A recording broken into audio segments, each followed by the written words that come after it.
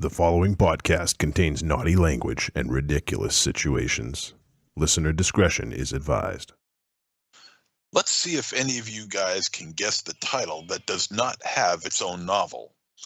Rosemary's Baby, The Shining, Dracula, Jaws, The Exorcist, Frankenstein, Hellraiser, Basket Case, Psycho, Interview with a Vampire, and Children of the Corn. Can you figure it out? Well, they all are classics, and they all are films, and they all have their own novel. Wait, what? Wait, what? What? Yeah, what? Basket Case? A novel?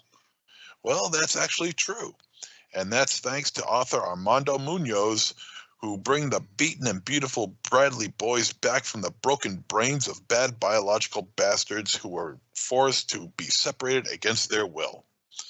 Now, I know you're excited. I am too. Sadly, the book is sold out, but eagle eyes should be kept open for the secondary markets, and while the markup would most likely be high, take solace in knowing that there is a novel of Basket Case. But look around, you never know. And welcome to Trick or Treat Radio.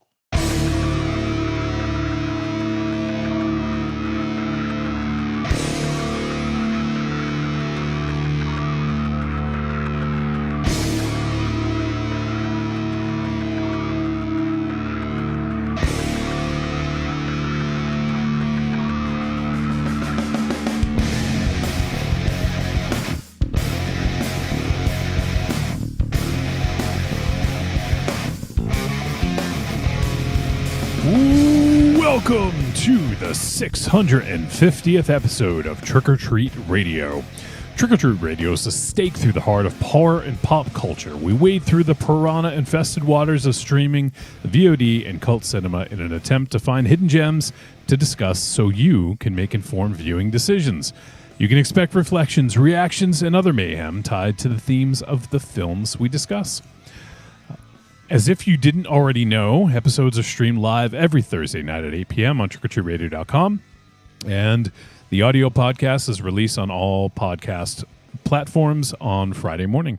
And your hosts for this monstrosity are Monster Zero. Greetings. Michael Ravenshadow. Hey. And myself, Johnny Wolfenstein. So this week on the show, we'll be discussing the film The Monster Beneath Us, directed by Sophie Osborne. And some of the themes around this film are kind of themes of isolation, grief, processing grief, and also British period pieces. So, and I guess Gothic horror. Would you include that, MZ? Gothic horror? Yeah. I mean, this takes place during the Victorian, during the late 18th century, Edwardian, so yeah. You know, just the turn of the century of the 1898, I think it is. So sure, why not? And Ravenshaw, is it truly goth if there's no eyeliner involved? I don't know. There wasn't nearly enough fishnets for my. They never stopped off at Hot Topic either. I was shocked. Bringing the horse and buggy at the Hot Topic.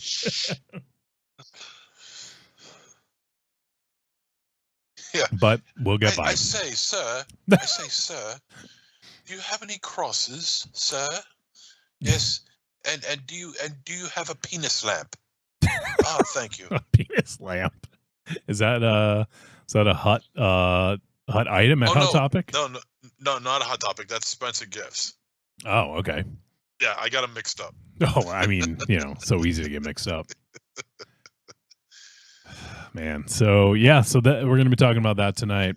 It is episode 650. I didn't even really realize. I told MZ on the beginning, we're like, yeah, hey, episode 650. How about that? Yeah. It's kind of funny because milestones don't really fucking matter anymore. Like, it's really like the hundredths, right? Like every 100 is kind of a little bit more of a milestone, wouldn't you say? Yeah. Yeah, I think so, because otherwise we're just celebrating for the sake of celebrating, and it's 650. I mean, I think once you hit 300, time to just knock that shit off and go for every 100. It's time to pack it in, I think. Yeah. Pack it up, pack it in, Raven Shadow. Let me begin. Yeah, let us begin. Jump around. So, let me check in the chat. Marion's hanging out, and Marion says, "Evening, gents, looking good, guys." And Angry Townsman says, "Love this format." All right, Angry. When you talk about format, I'm curious. Do you like the new layout? With, I feel like we're in the fucking Phantom Zone. Like,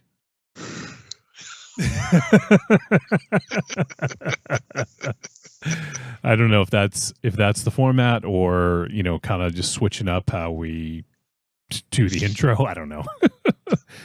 So I wanted to do a reaction, but it's funny. I found another site to share YouTube content, and I actually sent the link, and Facebook won't allow the link to send. It says couldn't send. So apparently it's blocked because that's why I did the test. So I found a new site to do video sharing so we can do reactions all at the same time. But yeah, Facebook apparently with this new moderation policies. Well, I don't know if it's new, but yeah, man. So maybe I'll play the audio. It's a song. I picked it again because I wanted to pick something kind of relevant to this episode. Sort of very not very relevant. Let me, man, the beauty is in the fucking video. But I guess I'll play some of the audio, and you guys, we can react. I'll keep the audio down a little bit. But have you guys ever heard of the artist Professor Elemental? I don't think so. No. Okay. So I remember him being kind of one of the first, maybe not first, but this is like 16 years ago this video was released. So it would have been, I guess in that case, 2009. So like pretty shortly after YouTube was a thing. It was one of the first like music videos I saw getting shared a lot. And, kind of like a viral success, I guess. But I thought it'd be appropriate because the song is about T, and it's a British rapper. He's a proper gentleman rapper. So I'll play some of the audio. Unfortunately, we can't see the video because of the sharing stuff, but we'll get that hammered out. But let's play some of the audio, and if you guys want to react, just react to what we're hearing, I guess. I'm just gonna play it. So, all right. It's called "Cup of Brown Joy." I would. Oh God, yes. Oh, that is gorgeous. Yeah. I need a cup of the brown stuff, the shade of an acorn, made warm by the same source that I take my cakes from. Using a teapot, a mug or fine china, been hooked up to IVs, need constant supplies, and a drip for my urges might verge on perverted with earthy brown tea. I'm certain it's worth it. With Sherpas who work hers and use a fresh fountain, I've discerned brews from Peruvian mountains. I've slurped up a cuppa from an elephant's trunk with a couple of monks who utterly stunk. I've had bourbons with sultans and creams with queens, and I've bathed in Earl Grey. I'm really that keen, and missionaries dismissed me from my single epiphany. The diff between him and me is a simple sip of British tea. So when times are hard and life is rough, you can stick the kettle on and find me a cup. Now when I say Earl Grey, you say yes please, Earl Grey. Yes please. Earl Grey. Yes please. When I say Assam, you say lovely. Assam. Lovely. Assam. Lovely. When I say ooh, you say ah. Ooh. Ah. Ooh. Ah. Ooh. Ah. Oh my God, you're not wrong. Yeah. I've been around the world in 80 brews to see the place it takes me to make a brew that tastes like the cream cakes made by angels do. I'm not the same as you, get shaky but aim to swing amazing fluids but don't make it the same. Now using fine leaves picked by pretty maidens in a bag knitted by a seamstress who lives in Copenhagen, brewed up in a pot. You guys gotta see it. He's wearing like a safari outfit, and he's on like the grounds of like a big estate, a British estate. Herbal, no thanks. No, I want milk in it. Strong though. I want to see that spoon stand up. If you're tired of tea, then you're tired of blood. I'm madder than a hatter, and it fires my mic. Liken me to Earl Grey, a Sam or Ginger, Lapsang, Souchon, raise my pinky finger. Keep your sodding coffee in a proper cup of coffee pot and spot me lobbing teapot to your poncy rotten coffee shop. Coffee clocks nodding off, lost the plot, sodding off. Need some caffeine tannin and a Battenberg to top it off. Cut them off a different cloth, a different lot can take their beer on 80 cups a day. I haven't slept for 80 years. You could say I'm mad for tea or just say I'm mad. Oh, you can't stay any longer. Oh, actually, I'm quite glad. All the more Battenberg for me. I can barely pour. My hands have got a bit shaky from caffeine. Oh, love it though. I'd sell my old grandma for a cup. Well, I'd sell your grandma for a cup. Yeah, the video is really like the fucking key. He's got another song called "Fighting Trousers," and it's really fucking hilarious. So it's Is he meant to be a joke, or is he like is he meant to be funny, or is he like meant to be serious? Well, it could go either way. It's and by the way, the genre that he goes by is chap hop. It's sort of a little A, a little B, you know. It's like it's serious music, but like what he's singing about is kind of funny stuff, you know. I like the piano riff that he's got going on in the background. It gives it like a proper feel to it, you know, like that's funny. Let me see. I just want to play a little bit of Fighting Trousers. I won't play the whole thing. He's in a boxing ring, like in an old school gym.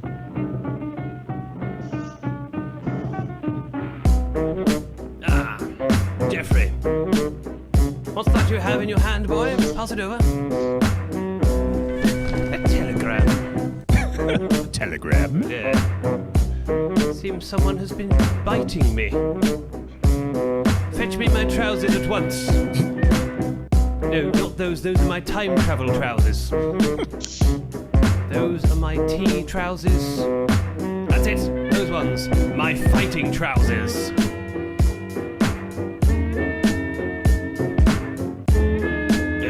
Yeah. Dear sir, regarding your recent foray into the rap business and the scene you portray, see, I don't normally approve of war games, but he's biting is what they all say. And by Harry, they might be right. This is hip-hop, not an Elvis night. Shelve this professor impersonation. Let it end now, it's impertinent waiting.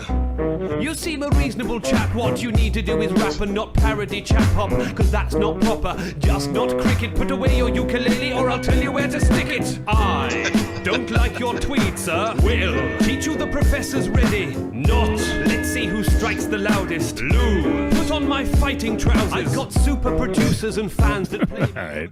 Oh, Christ. Damn. Oh, shit. So, does he wear a monocle while he's doing this? Because that would really no, tap but it he's off. got one of those old school pipes that he Oh, really? Yeah. The kind that comes down like this? Yeah. It's like... Oh, beautiful. Beautiful. With a tweed jacket on. Yes, of course. Patches on the elbows. And of course. And a hat with a couple of those little yellow feathers sticking out of it on the side. It's more of like he wears like a safari hat. Nice. Okay, so chat, Marion says, hey, so this is a little late, but I want to thank MZ for his Christmas card. We loved it. Oh, you're welcome.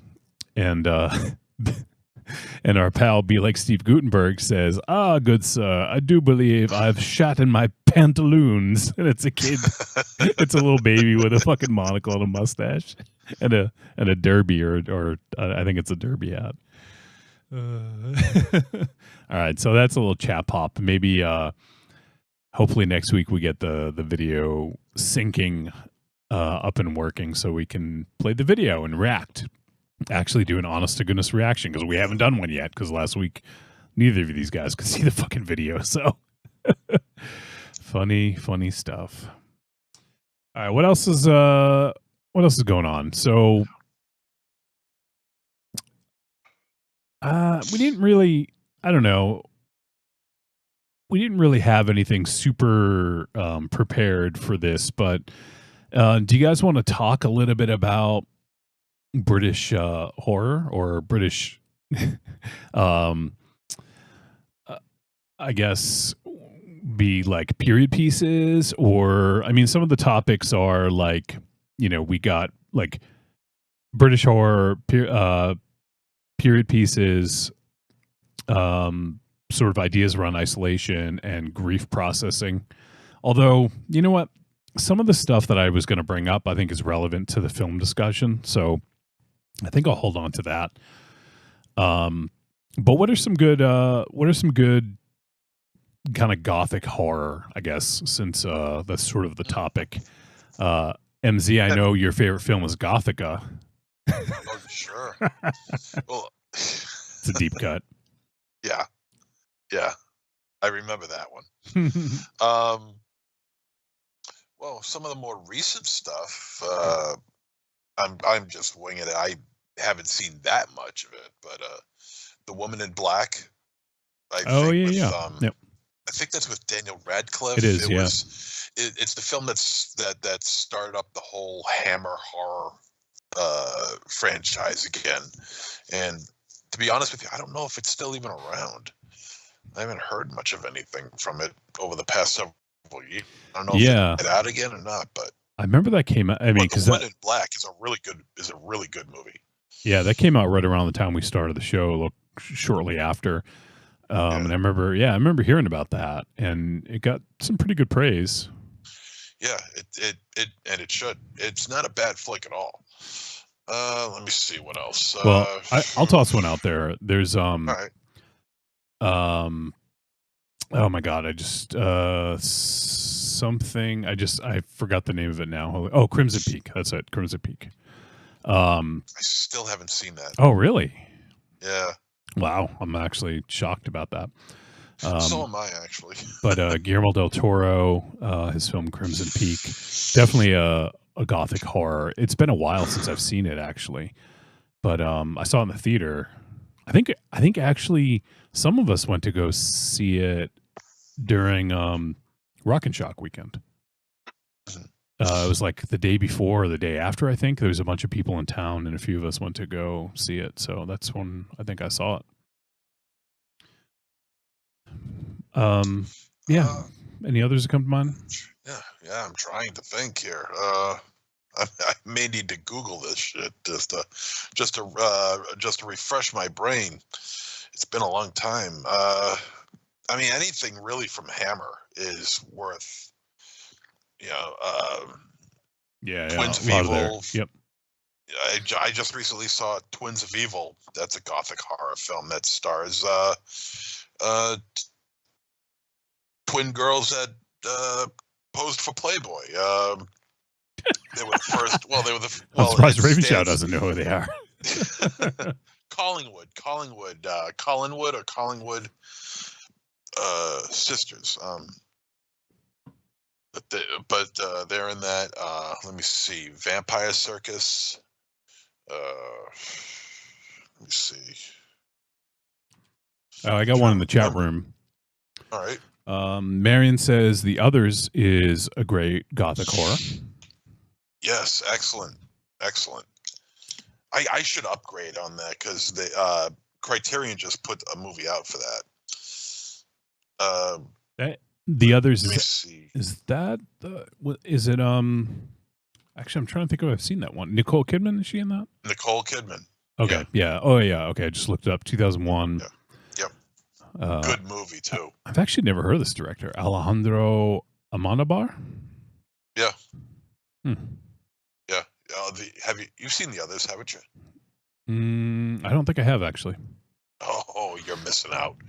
Raven Shadow. No. No? No. You're missing out. You're really missing out. Hagazusa. Oh, yeah. That would work. Yeah, we reviewed that. It's folk horror, but I guess it could sort of fit into that. It does have a gothic tone to it. Did she give handjobs in that? You have to watch it and tell us. Oh, shit. Yeah, I'm not giving away any information. I think she gives one. Find out on your own. I think she gives one to a ghost. Nice. Let's see. House of Usher, The Others, The Hunger. Oh man, The Hunger. It's been a while for that one. Company of Wolves. I haven't seen that movie in a long ass time. Yeah, Black Sunday, Gothic Harvest, The Horrors of Dracula with Christopher Lee. American Gothic, of course. You know, The Woman in Black. Yeah. Angel Heart has a Gothic tone to it. So Poughkeepsie. Poughkeepsie? Huh? The devil was from Poughkeepsie. No. I thought you were going to say the Poughkeepsie tapes. Yeah. let's see. Oh, the old Dark House. That is a great flick from 1932. Stars Gloria Stewart. And I think it's I want to say Bella's in it. I'm almost certain. Bela Lugosi. Is it Bella? Is it Bella or is it? I'm trying to think if it's Bella or. Yeah, it's the old Dark House. That one. Yeah. It's Boris. Boris. Okay. Boris Karloff, Melvin Douglas, Charles Lawton, Gloria Stewart. Yeah, Gloria Stewart. And then 65 years later, she ended up in tight. Oh, that was. You want to see? Oh yeah. That's her. Yeah. That's it. Yeah. Great flick. I caught it for the first time maybe about 3 years ago, and it's awesome. It's so good. Check it out. All right. Well, I think we could probably get into some more stuff when we talk about the movie. So we'll kind of cap it there. There's a couple other things I want to dive into real quick. But before that, in the chat room, D Rook is hanging out. He says, "The Three Amigos." How goes it, guys? What's up, D Rook? Good to see you, man. What's up, buddy? Hope all is good in your neck of the woods. Be Like Steve Gutenberg says, "The Haunting is criminally underrated." Oh, with oh, for Christ's sake! I worked with the guy. For God's sakes, I'm terrible today. Richard Johnson. The Haunting from '63. Is that the one we're talking about here? Yeah. Oh yeah. Okay. So yeah, Richard Johnson. Where did you work with him? I worked with him at ChillerCon back in 2009. Oh, okay. Yeah. Okay. I thought you meant I thought you meant like work, like job. But technically that was a job. You know. Yeah. Yeah. Okay. I talked cool. to him. Yeah, I talked to him for at the time we were talking about The Boy in the Striped Pajamas. Mm-hmm. A good wartime movie about it's about this little boy it's during the Holocaust, and this little boy who is one of the prisoners befriends one of the Hitler Nazi youth children, and they become friends. Mm-hmm. Good movie, and he had a small part in it. He didn't have a very big part in it, but we were talking about that movie for a while. And nice guy, and no longer with us, unfortunately. But wow. Cool guy. And The Haunting is excellent. If you haven't seen it, it is so good. Yeah, Good. I have not seen it. So I'm going to pivot here, and we're gonna jump all over the map a little bit. But I wanted to bring this up, Raven Shadow, because it's very relevant to your interests. Did you hear that X-Pac Heat has now been renamed? Has he? Is it Hogan Heat? It's Hogan Heat now. How do you feel about that? Your boy lost, no longer X-Pac Heat. You could still use it if you want, Well, he was so good at it, but he got a bigger pop at Raw on Netflix, in case you didn't know. But yeah, good.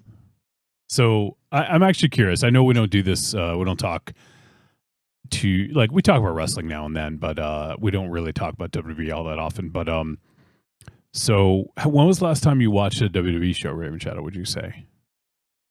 Like a full show? I mean, Yeah. I can't tell you the last time I watched a full show. When I still had cable, so pre-pandemic, because Okay. when I would get from the shop around 9 o'clock, it would be on when I had cable. So I would just watch a little bit. I just throw it on. Mhm. But I was excited.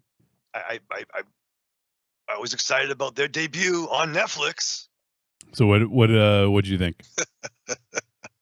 Well, when I put it on Netflix, because it's on Netflix. Wait, is it on Netflix? You know what, Wolfie? It's on Netflix. Oh shit! It's like the WWE Network, $9.99. It's on Netflix, or it's on Netflix. It's the Netflix era, Wolfie. And I liked Hunter in the Ring. I liked, Are You Ready? And that's all he did. That was good. It was fucking lame. Well, Sorry, It is lame. for that to lead off the show, like that's fucking lame. I No, wish they're not. that No, was they're not like ready. the thing. No, they all paid that kind of money for themselves not to be ready. They've only been Just 5 minutes. sitting around waiting for like 3 They were hours. like, dude, for we've the been show to waiting start. since 1990. We've been ready since 1999, or whenever DX debuted, 2001. I don't know. No, it was 1997. Yeah, I don't remember. Of course you know, because you watch all the videos back. I'm watching picture in a picture. So for a minute, I was excited, and then The Rock came out, who somehow immediately is now doing a face turn, Well, also he's doing an old guy turn. right? Like, That beard is not a good look for him. The stubble beard. yeah, like Because that I mean, dude has looked fucking like young for his whole fucking, basically his whole life. I mean, the dude's like what, in his 50s now? Yeah. And he's been a 27-year-old upstart. for that's the years. first time he's looked old to me. Yeah. And I will say the production was off the charts. Absolutely. I The agree show there. looked good. It looked good. Beautiful. The presentation was incredible. That was probably one of the most slickly presented wrestling shows I've ever seen. I especially love how they got rid of that huge ass Titantron. So Mhm. you got that little smaller, like a smaller Titantron, but you could see the crowd, above it. That was I actually, thought that was really cool. I agree. I don't know if they're going to be able to do that at every venue, but it is kind of a cool look because it makes the crowd look like they're part of it, right? Like they're part of the show. And they shoot the way they shot from down, like they had low camera angle looking up at the wrestler. So it made them look like they were larger than life with the crowd behind them, So I agree. I think that was pretty cool. It is weird seeing a minimalistic sort of setup because you're used to these huge ass fucking sets, like a huge fucking SmackDown fist, like all that bullshit. Dumb. Right. That was stupid. So I don't know if they're going to be able to do that for every venue, but that was, it's fucking really slick. And the use of drones inside was fucking cool as fuck. And some of those camera angles from way back looking down on the ring, I thought looked really awesome too. So presentation, I mean, I don't like the WWE product, I will say that, but that production looked fucking phenomenal. Yeah, I think that's the best the WWE has looked in a long time. Any wrestling. Even me being a big fan of AEW, it sort of put that production to shame. I was kind of like, ugh, like they're not going to be able to compete with this. Right. But now, like, as we said, we had a little bit conversation in our chat. This is the biggest stage, huge audience. This is a issue number 1, or whatever, opening day. You'd think with all the ball, they could have cut out some of all the ball washing they were doing and maybe recap some of the heat, some of the matches, because every single match, all 4 of the matches on the 3-hour part. Yeah. 4 matches. Were all main event matches that'd be a culmination. Normally you'd see a 3 to 5 minute recap or like highlight, sizzle reel, whatever you want to call it. You know what I mean? If you don't know what's going on, why are these people, what's going on here? You know what I mean? Yeah. Yeah, 4 matches, man. I mean, I know you want to have a big presentation and all this other stuff, but man, you got to cut down on the intro time. Seriously. And I mean, definitely, it really hinders the product. I mean, people are there for wrestling, not just for intros. You know, it's but ridiculous. on Netflix now, do you have to have a commercial break during a match? You know what I mean? Yeah, Like, you shouldn't have It's baffling to me. I don't. And the thing is, like, internationally, they don't have commercials. So, like, if you're watching Netflix in, I don't know, Timbuktu or fucking wherever, like, you don't have commercials. But here in in this country, and I don't know about Canada, but like, there's commercials. money. Yeah, of course, We of want our course. money. But That's all it comes down to. it's just fucking crazy because it's not like AEW is streaming on Max now, as well as on TBS and TNT still. But they have commercials, but it makes sense because it's simulcast from TV, so you're getting the TV feed being streamed on Max. So I get the commercials there, but Netflix, it doesn't make any sense to me. It's just that WWE has so much earning potential. They probably were able to work that into the contract where they can still make money from ads. So, but like totally do the ads, but like do it in between a segment. Hunter's like, oh, it may go an hour, it may go 2 hours. We could play with time. We'll play with a fucking commercial break for the product, dude. yeah. Maybe episode 1, and I love the NASCAR style ring they have. That's dope. I'm not too. Not too keen. I didn't like the black canvas. Like, personally, it's a little bit too drab. Like, I think the gray or the light color really makes it pop. Because that's going to blend in with like a lot of like boots and attire and things like that. Like, I don't know, it just looked kind of drab to me. And that's coming from someone who loves black, but yeah, I don't know. How much more black can you speed? None more black. But yeah, there's that, and the advertisements just look like ass. Like, come on. Like, once again, I get it. Maximize your fucking earning potential, but they got a huge deal from Netflix. You don't have to fucking nickel and dime your viewers anymore, Yeah. But they still are. And and I'm sure there's fine people there, but all the pro Saudi commercials were pretty awesome too. Oh boy, yeah. Well, Royal Rumble's going to be in Saudi Arabia next year. Yeah.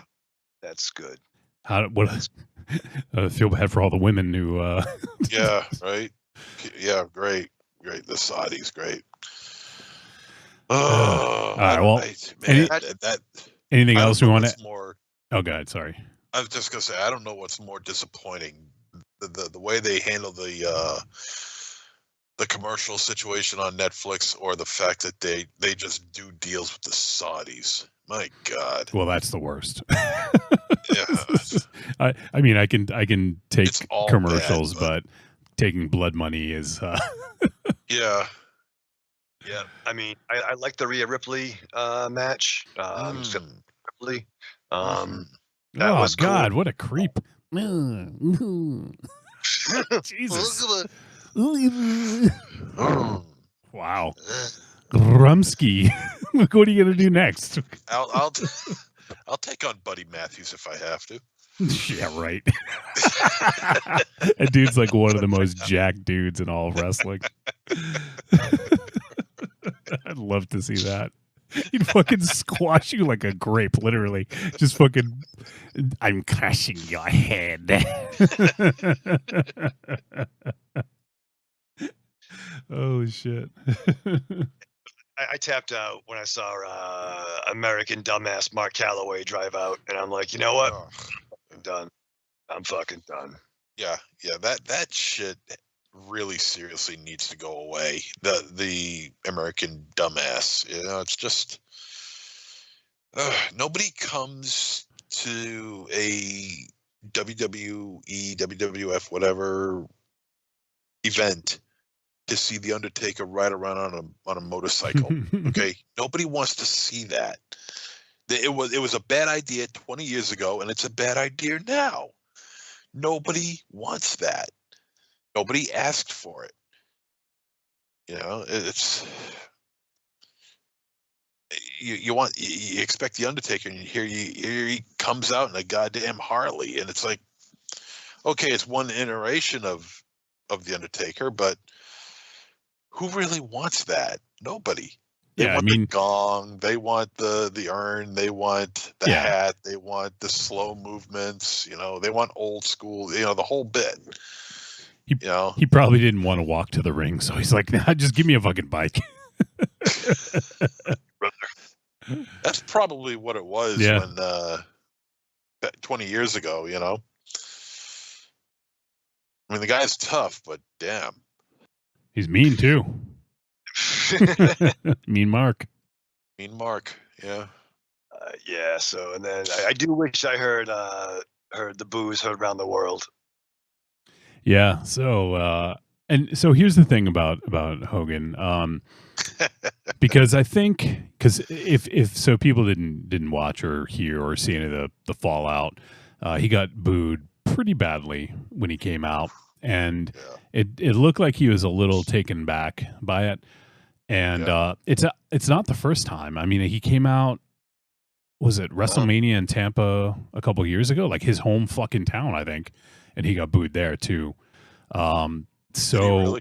yeah, maybe not quite as bad, but there was like audible boos. But I think a lot of people thought it was because of his political leanings and what he's done in support of certain people, and I'm sure that definitely is part of it. But as we found out recently, the Undertaker, Mark Calloway is also a Trump supporter, and he had him on the show, and he didn't get booed. Apparently, I didn't see that segment, but Hogan is also a racist, like a blatant fucking racist. So he has a lot of like marks against him. It's not just, that he's a fucking maggot. There's a lot of other things as well. So I think that's sort of what it was. And now the rumor is they're going to lean into that, bring him back as a heel and have him like do some program with someone, like just to get them over or something like that. So bring him back with Kid Rock, right?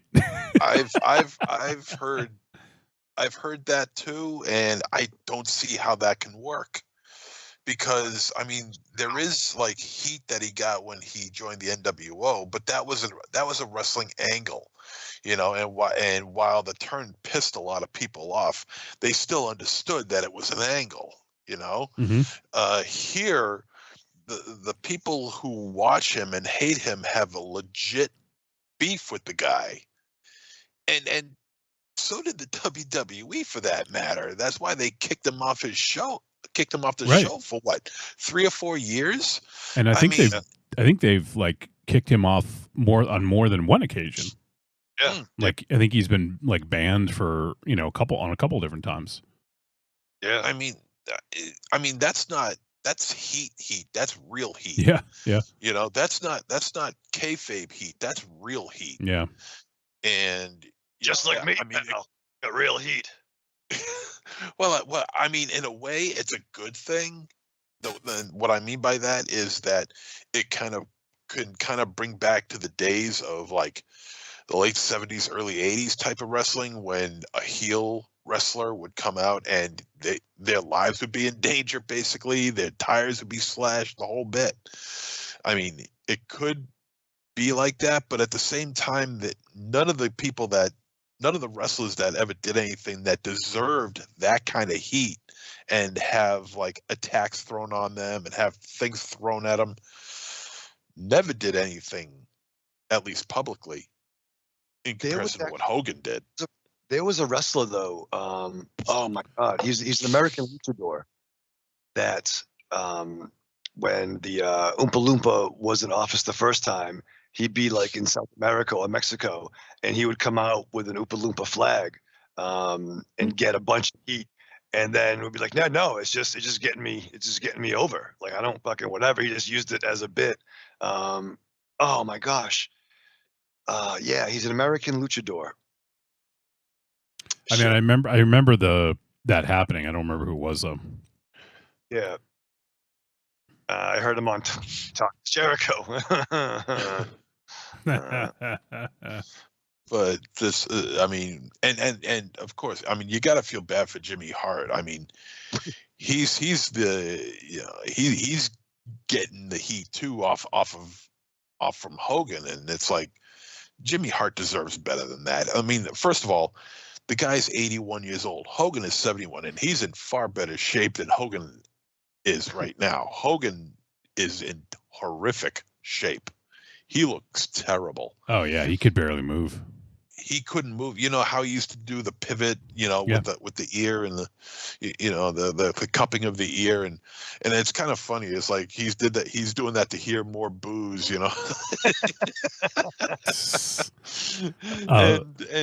but I mean, he couldn't do the pivot the way he normally used to. I mean, I understand he's older and he's injured and all this other stuff, but man, you got to stop doing it, because now you just look foolish. But Jimmy Hart, who is 10 years older than him, and here he is waving around a flag for who knows how long he was doing it for, and he's getting the backlash of the heat that Hogan's getting, and I felt bad for him. Jimmy Hogan was like, "Hey, Jimmy, brother, they don't like you out there." Yeah. You got me massive heat out there, brother. Raven Shadow, Sam Adonis. The Sam Adonis. Yeah, okay. Yep. I just found him.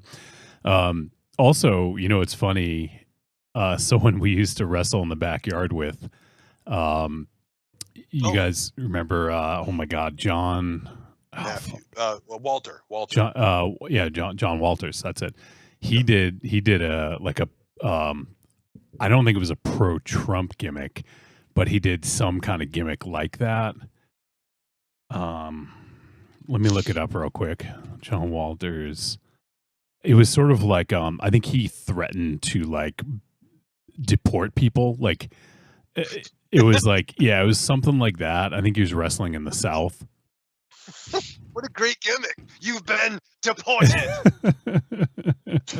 Ice Ages come out. Wow, that'd be outrageous on Netflix. Let's see. Trying to see if I can find. Oh, I guess I gotta include wrestling, because there's a lot of John Walters. Apparently, that dude, the deporting gimmick. A lot of people named John Waters deporting people. Yeah. Oh yeah, R.J. Brewer. That was. He changed his name to R.J. Brewer. Okay, yeah. That's I the think kid that was the one. shirt. Yeah. He was the only one that was in shape, really. Wow.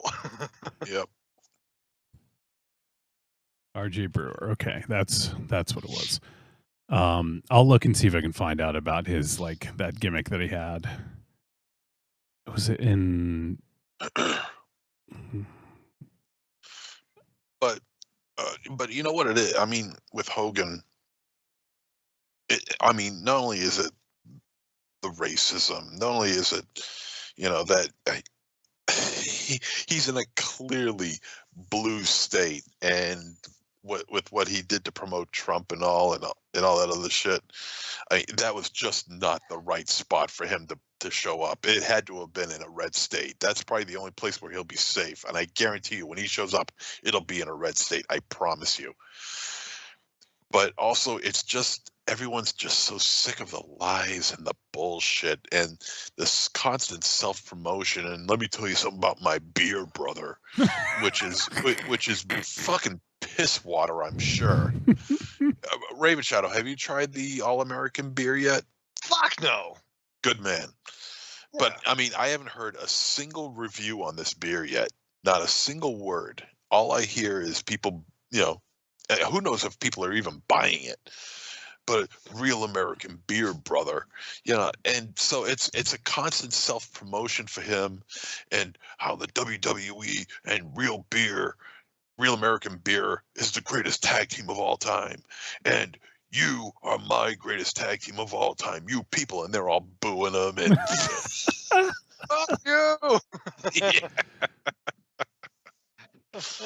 And like I said, he looks terrible now. And when he's lifting his head to do the cupping of the ear, you could see the turkey neck hanging off his arms and shit like this. It's hanging and it's wobbling everywhere. Yeah, okay, the guy's losing muscle mass big time, but he's still in, in as rough shape as he's in. He's still in better physical shape than probably all of us. Oh, not Wolfie, I mean, but at least Zero and I.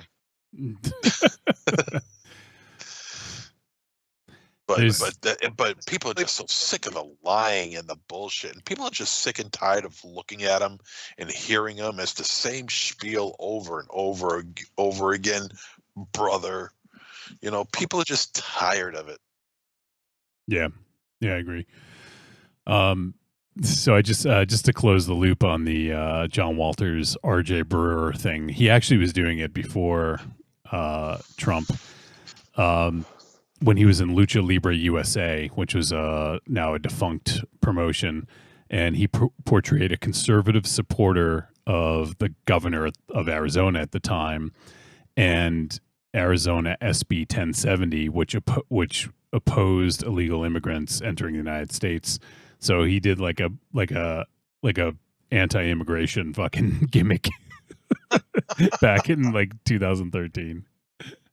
Jeez. Balls. I mean, there's. I just saw a video of Hogan, like, sharing a beer with, was it Rey Mysterio? Yeah. And I'm just waiting for him to say something stupid. I'm just waiting for him to say something stupid. Brother, I never knew you were Mexican under there. Yeah, I can't talk to you. The best. Shouldn't you be mowing my lawn, dude? Jesus Christ. Let me catch up on the chats. You know that's what he's thinking. Probably, you yeah. Where's moving to? Juventud? Where's Juventud, brother?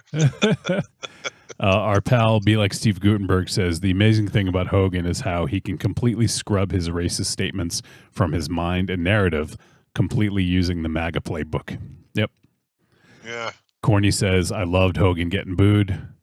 And our pal, Be Like Steve Gutenberg, says, the set they use Monday is the absolute best setup I've seen in 25 years. The 360 proscenium with the half-trons is the perfect marriage of old and new school. Mm-hmm. He says the mat has to go, sucks the life out of all the elements of production. Yep. Yeah, that mat has to go. Yeah. I don't want to look at a mat and see a big Fortnite logo on there. Oh, that's not going anywhere. They might change the color, but the ads aren't going anywhere. Never mind the real American beer logos on both corners. Yeah. And I don't remember what's on the other corners, but it looks ass. I don't like it. And tall boys, brother. Our pal says, thank you, WWE, for giving us Hogan, Triple H, Taker with Kid Rock's theme. Very on brand for January 2025. Yep. Yeah. And then he posted the picture of Hogan spray painting the outside of the truck where it's like N, and then it looks like it's going to be an I. He's obviously gonna spray paint the NWO, but given his track record, it looks like it's gonna be the N word. Yeah. Yep.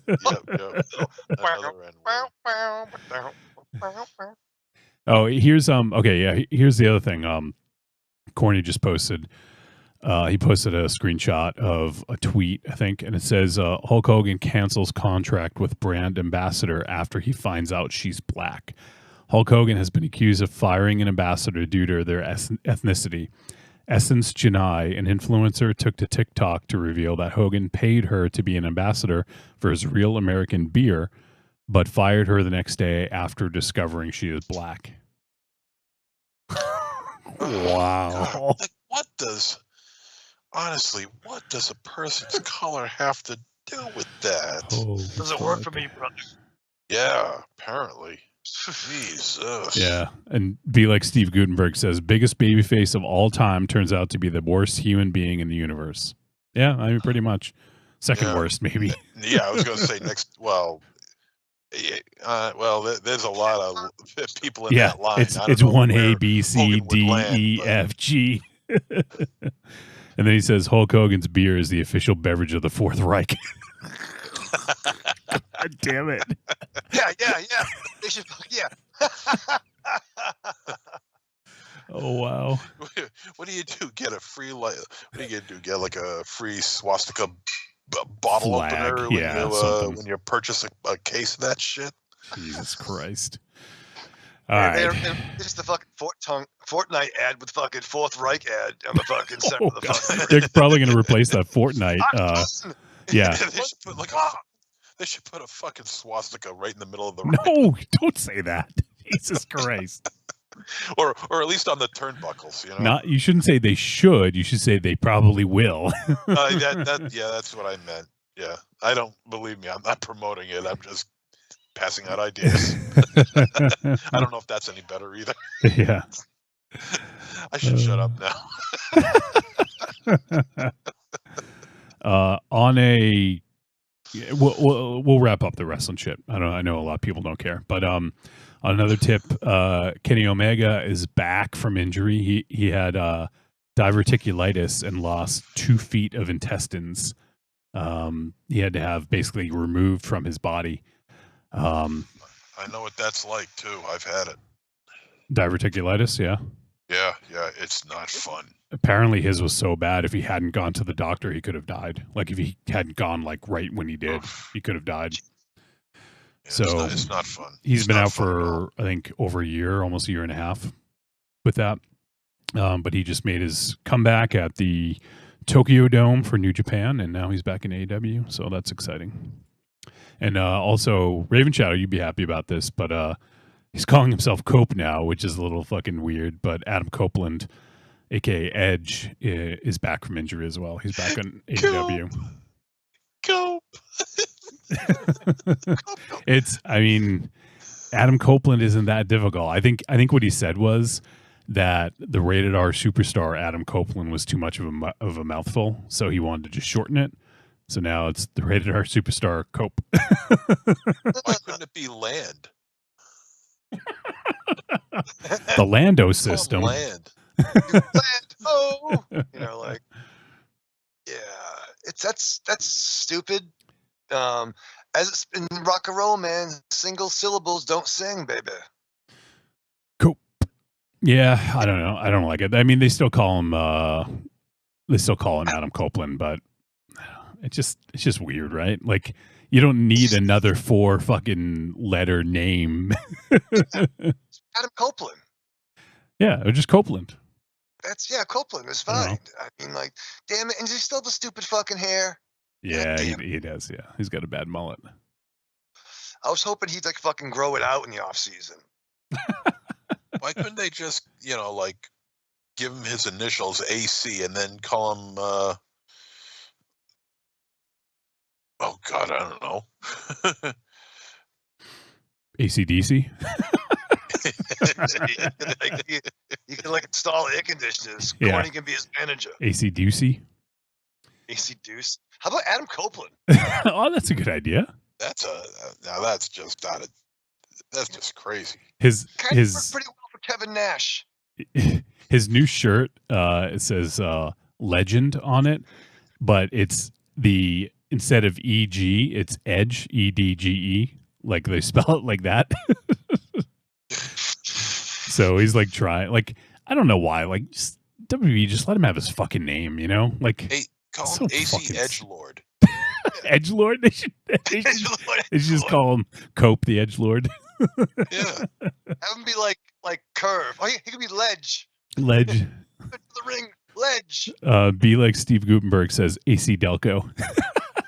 All right, that's enough wrestling. Actually, a last comment from Be Like Steve Gutenberg. He says, love Kenny's new music.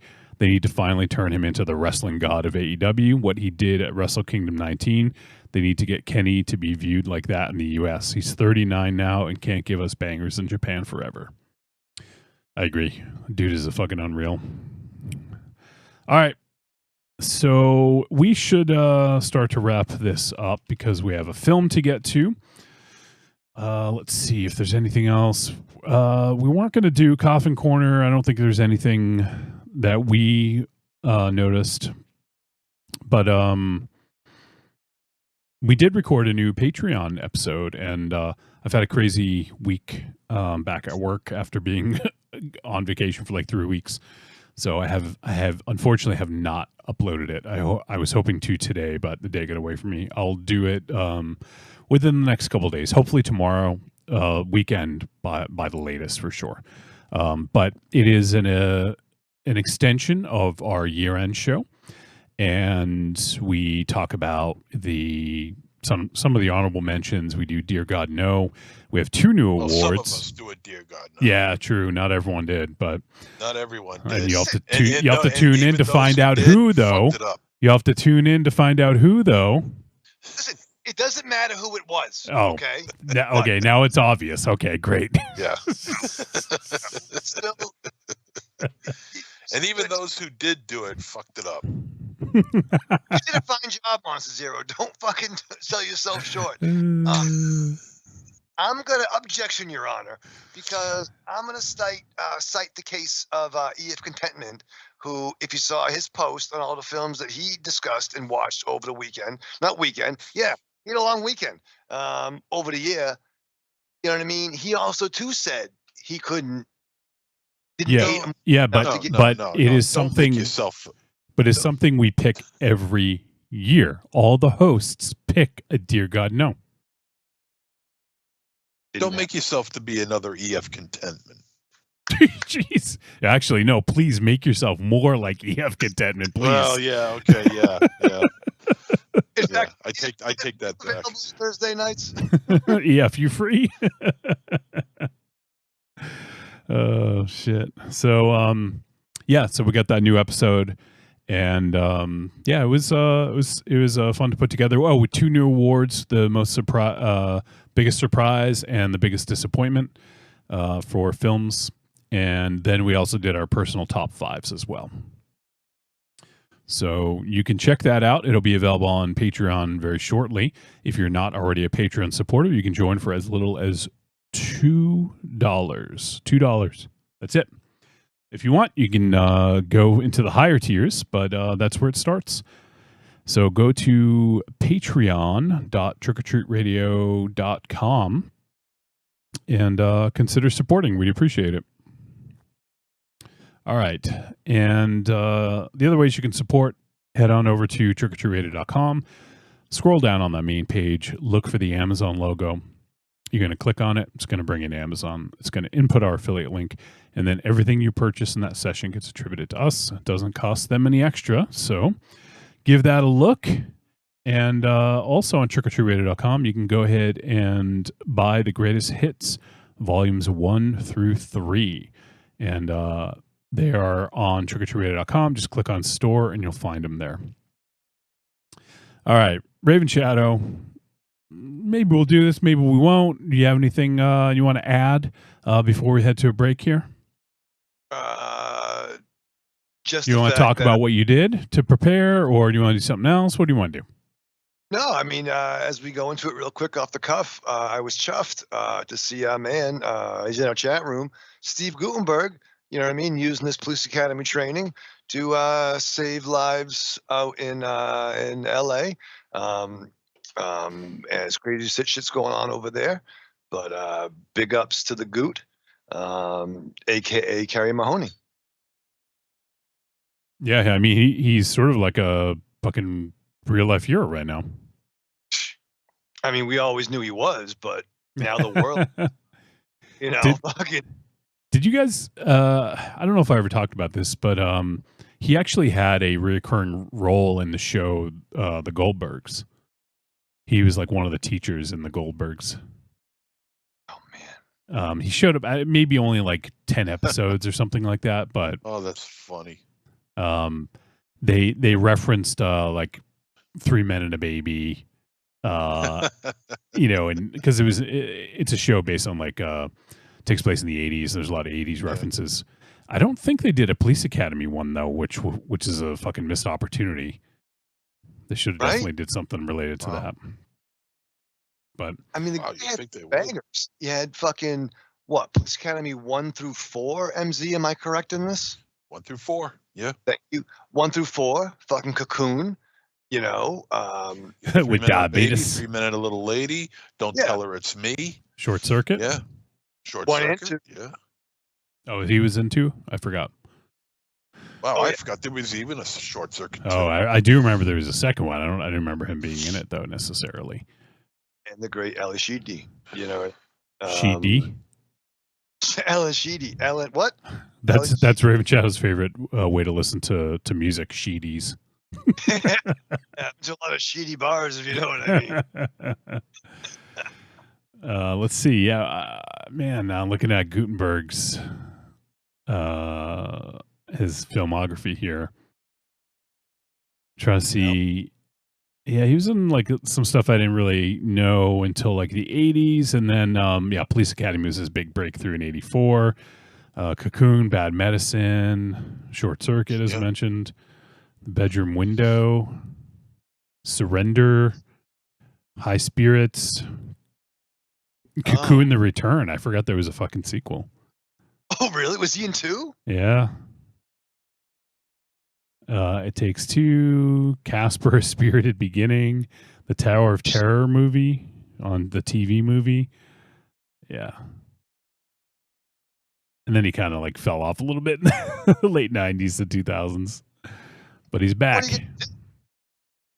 Yeah, I mean, Better you than gotta, ever. you gotta work, you know. So, all right. So, do you want? I don't know, Raven Shadow, you want to lead us into break here?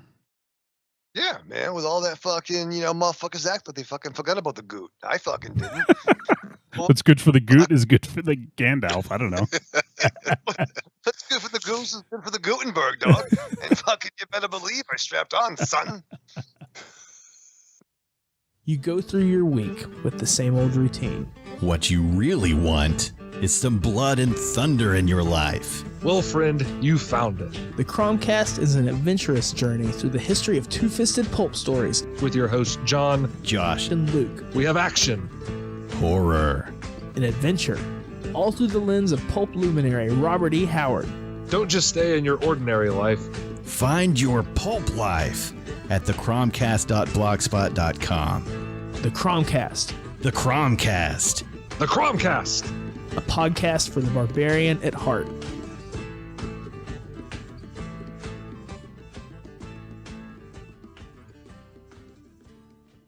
I'm Alex West. And I'm Andrea Subasati, and we're from the Faculty of Horror podcast. And you're listening to Trick or Treat Radio. Greetings! We are the Retro Reductopus Cephala Podcast, a bi-weekly show that celebrates all the things that made growing up awesome. He's right.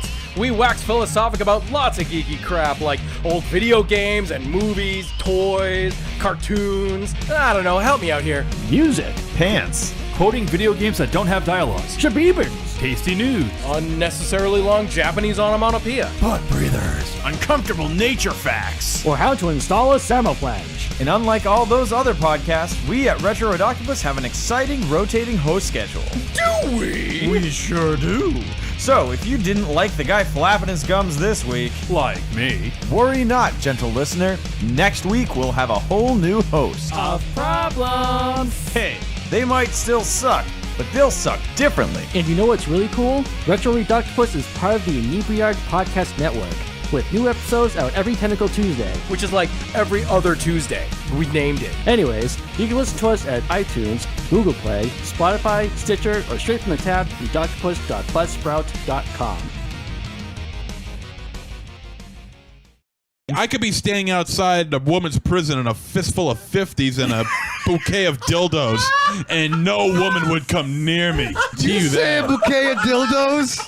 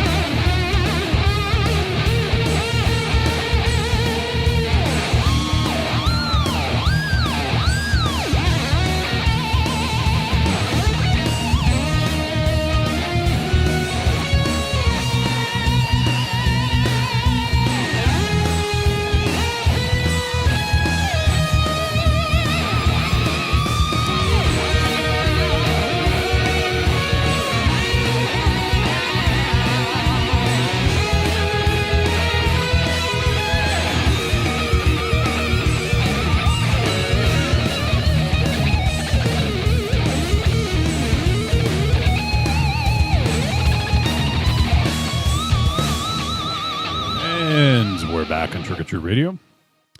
And this week we're going to be talking about Steve Guttenberg. Oh, wait, that's not the right thing. Hold on. Just kidding. That was the last page I had up on IMDb. We're going to be talking about the film The Monster Beneath Us. And this film is, well, I guess it's not rated, but it is 1 hour, 43 minutes. It is a horror mystery thriller. And it is written and directed by Sophie Osborne, who I believe is a first-time director. Let me just verify that here. No. Okay. So it looks like Sophie has directed 2 other movies. Pterodactyl from 2022, which has a 3.2 rating out of 10 on IMDb. And Start. Yeah. And Summoning Bloody Mary 2. Wow, I didn't even see the first one. How dare you? It's on Tubi. I'm ashamed. And so there's those, and then this is the latest, the Monster Beneath Us. And let's see, it looks like Sophie has another one coming up called Tale of the Forest Unicorn. It's a family movie. How about that? All right. So The Monster Beneath Us, it stars Becca Herani, Nicola Wright, or Nicola Wright, Marshall Hawks, Jennifer Lim, Jack Forsyth Noble, and Sue Kelly. The synopsis for this film: Yorkshire, 1898. A grieving woman and her son move back to the unoccupied house of her ex-husband, recently found dead. But they discover that they are not alone inside the house. All right, so let's dive into The Monster Beneath Us. And let's do some first impressions. You want to kick us off, MZ? Sure. Well, it's a very basic premise. I mean, it doesn't sound like there's really anything new that's going to be presented here. That's only to the discretion of the director, of course. I mean, this isn't her first go around, but you know, I would imagine she's relatively young. She's only got a couple of films under her belt, so you know she can only learn from what she did from her previous work. But as of right now, it just seems like this is a very basic premise. Really, nothing to hang a hat on right now. I don't know. I mean, the idea from going from, what was it, crocodile, whatever the fuck, to I sounded very Raven Shadow. Yeah, you did. That's why I was laughing. Crocodile, whatever the fuck. It was pterodactyl. What was it? Pterodactyl. Pterodactyl. Yeah. Okay. So possibly, sounds like dinosaur run amok film, to a period piece that seems to want to take itself seriously. Nothing wrong with trying new things, but will it work? It all depends on what she puts into that film and how she goes about using the script that's been that she's been given, the screenplay. I mean, and you never know what you're going to get out of something like this. It's always a toss-up. It could be bad, it could be good. You don't know, and I guess we're going to find out soon enough. But right now, I mean, period pieces are always an interesting thing for me, because you want to know that they're handled right, as far as the language that was used at the time, the wardrobe, of course, the set design. All these play a big part in making sure that this looks as good as possible, as authentic as possible. It's a challenge, but it can be done with a limited budget. All right. Raven Shadow, do you want to give your first impression of the monster beneath us? I wasn't sure what year this was set in. 1898. It says right at the beginning. Yeah. Oh, I must have looked. You blinked. I blinked. Like, what the fuck? I could have sworn I saw like faucets and heaters. This isn't fucking like the Dark Ages. Okay, they had. I think they had faucets back in the turn of the century. Back then, didn't they? Yes. Of course. And the heater, they had the heat thing, the heat gimmicks. Yeah, it's called a fireplace. No, but like you'd have like in like 3-deckers, like an apartment, the heater thing, like metal heater things. I don't know when faucets were invented. I don't know. So that's what I was thinking about. So I actually just looked it up, and let's let everyone know the first modern faucet was invented in 1845 by a gentleman named Thomas Campbell. Okay, well, because these are such a well-to-do family, they would have that. Yeah. Okay, so when was it? When was Gentleman Tommy Johnson? Thomas Campbell. Oh, the great Thomas Campbell. Yeah, 1845 is when he created it. 1845. Yeah. And when was it set in? 1898. Oh, no shit. 53 years later. It says in 1880, a company called R.W. Barnes invented the ball valve faucet, which used a rotating metal ball to control the flow of water. I got your ball valve here. Come on now. Look at my ball valve. The railroad's coming. Yeah, so I was impressed by that. That was my first impression. I was impressed they had plumbing. This isn't the Dark Ages, dude. What do I know about the past? Oh, God. I mean, like, I don't know. You got fucking... Your first impression is, holy shit, they got running water. Nice house. I might buy it. Jesus Christ. That's legit. That's your fucking first impression. Legit on my mother's eyes. I was like, is that a fucking faucet? And no. My father's balls. The balls of my father. Balls of my father. Call back. Don't pass out. All right. Hey. All right. No, that's it. Then I'll go. I was laying in bed with Marion. We were watching the film, and I'm like, all right, is that fucking faucets? Okay, so Wolfie, go ahead. Yeah, my first impression. I think that there's a lot of good about this film.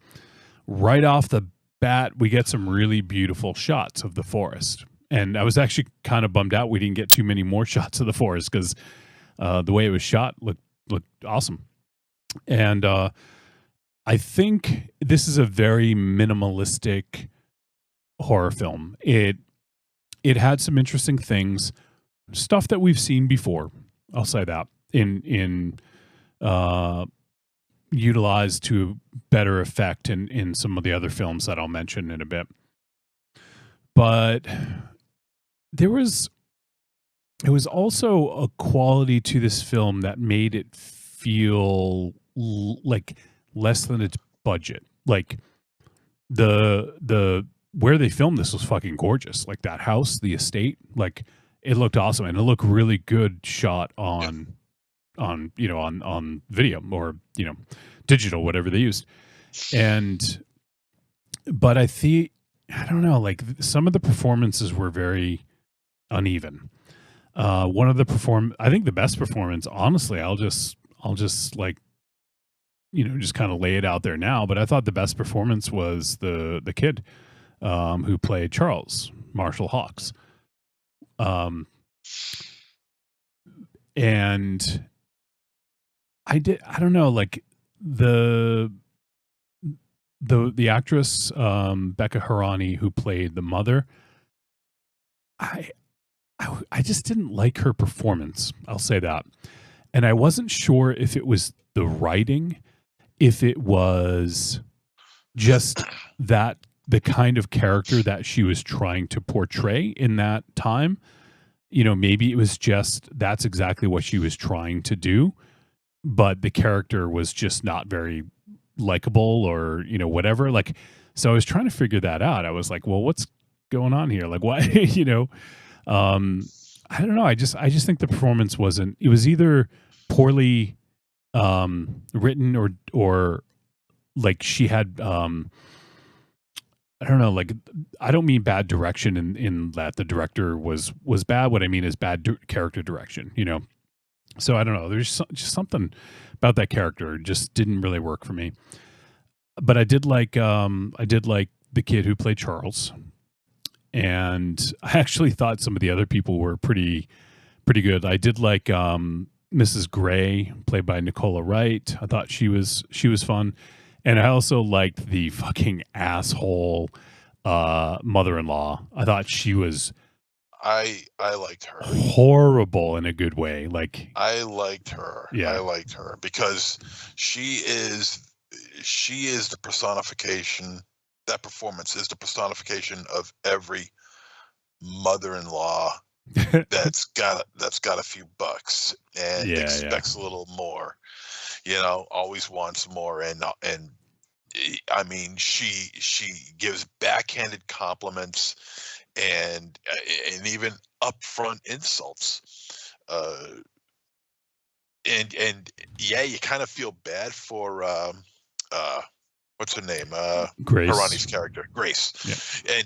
and in that you feel bad for Grace. You know, but at the same time, it's like you said, you know, I agree as well with her performance. I think Harani's performance as Grace felt a little stilted. It felt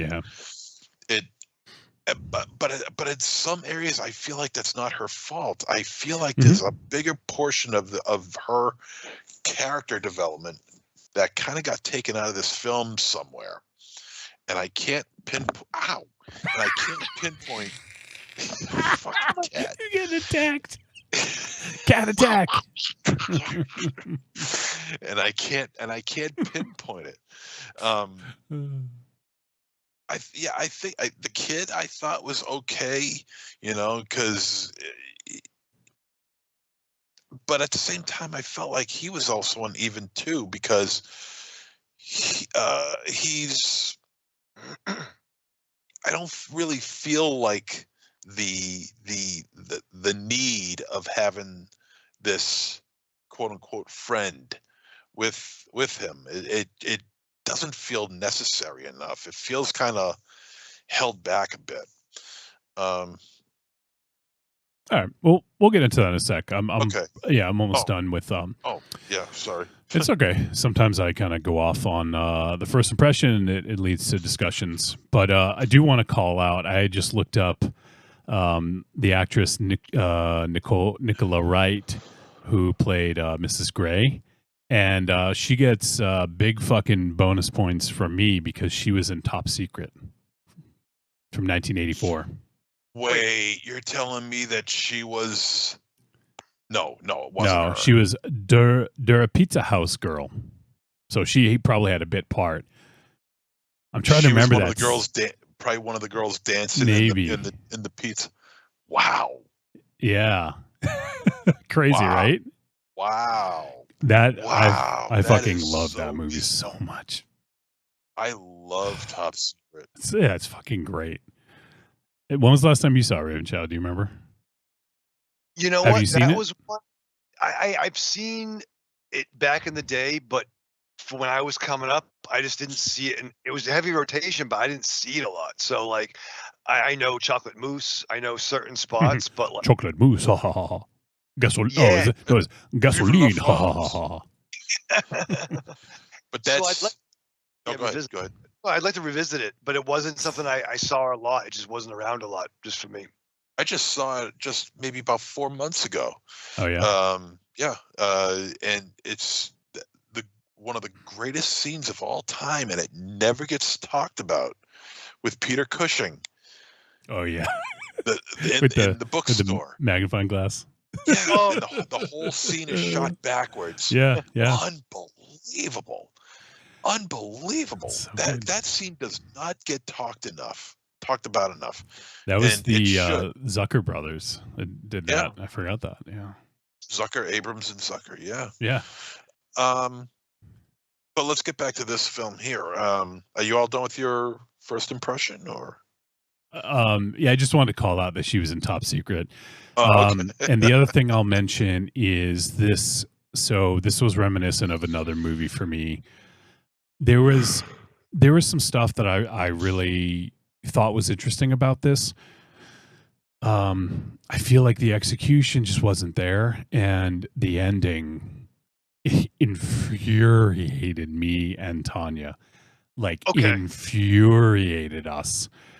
To the point where it's difficult to not allow that to kind of flavor the way we thought about it. But I will say also the CGI on the monster was terrible. Awful. And the smoke and the fog that went along with him, that was just bad. They could have done, like, I get it. Like when you have lack of budget, you got to cut corners. You got to do whatever you can. I can't imagine you couldn't have done a practical creature that didn't look better and cost less. I just can't imagine, So we're in the middle of the 2020s. We should be, even cheap films should be far more advanced than this as far as CGI is concerned. So that was frustrating. This isn't my observation. I saw someone else say this. I think it was one of the reviews on IMDb or something. But someone said that the monster looked like it was PS2 graphics, and I agree. Yeah. All right. Yeah. So that's all right. That's the end of my first impression. So let's dive in. Yeah, and I mean with the graphics of that, with the CGI, I mean you could see the layer that it's layered into the film, that it doesn't blend into the film correctly. You could just see it. It looks very, early 2000s sci-fi channel ish. It just does not look good at all. I will say that I think the title of the film. I didn't know what this movie was about until I was getting ready to watch it. Then I look at the synopsis and I'm like, okay. And when I saw it took place in 1898, I'm like, that was not what I was expecting. When the monster beneath us sounds more to me like a modern telling, a modern tale, rather than some period piece from just before the 20th century. I wasn't expecting that. The title just kind of threw me off a little bit. I mean, ultimately, I got no problem with the title. It just throws me off a little bit because I wasn't expecting it to be a period piece. Mm-hmm. I will say the woman who plays Grace, Harani, is that her name? Yeah. I agree. Not a very good performance. I don't know where she's going. I feel like her character is somewhat all over the place. You do have sympathy for her when the time comes that she's dealing with her mother-in-law. But I will give her this. And this is a compliment. I want to make it known that this is a compliment, not a dig. And she is listening, so yes. Okay, good. If you're listening, thank you. When it comes to these kind of movies, I always take a very good look at the people's faces, because I like looking at like old photographs from like the 1890s, 1900s up to like say the 1930s or 40s, right? Mm-hmm. And I like just looking at their faces. And there are so many period pieces in which there's, say, like it's a couple getting together, like a romance sort of thing. and you look at the faces and you're thinking, damn, they're just too good looking to be considered. This is your fucking bugaboo. I'm serious. To be considered realistic enough to have lived during that time. Wait.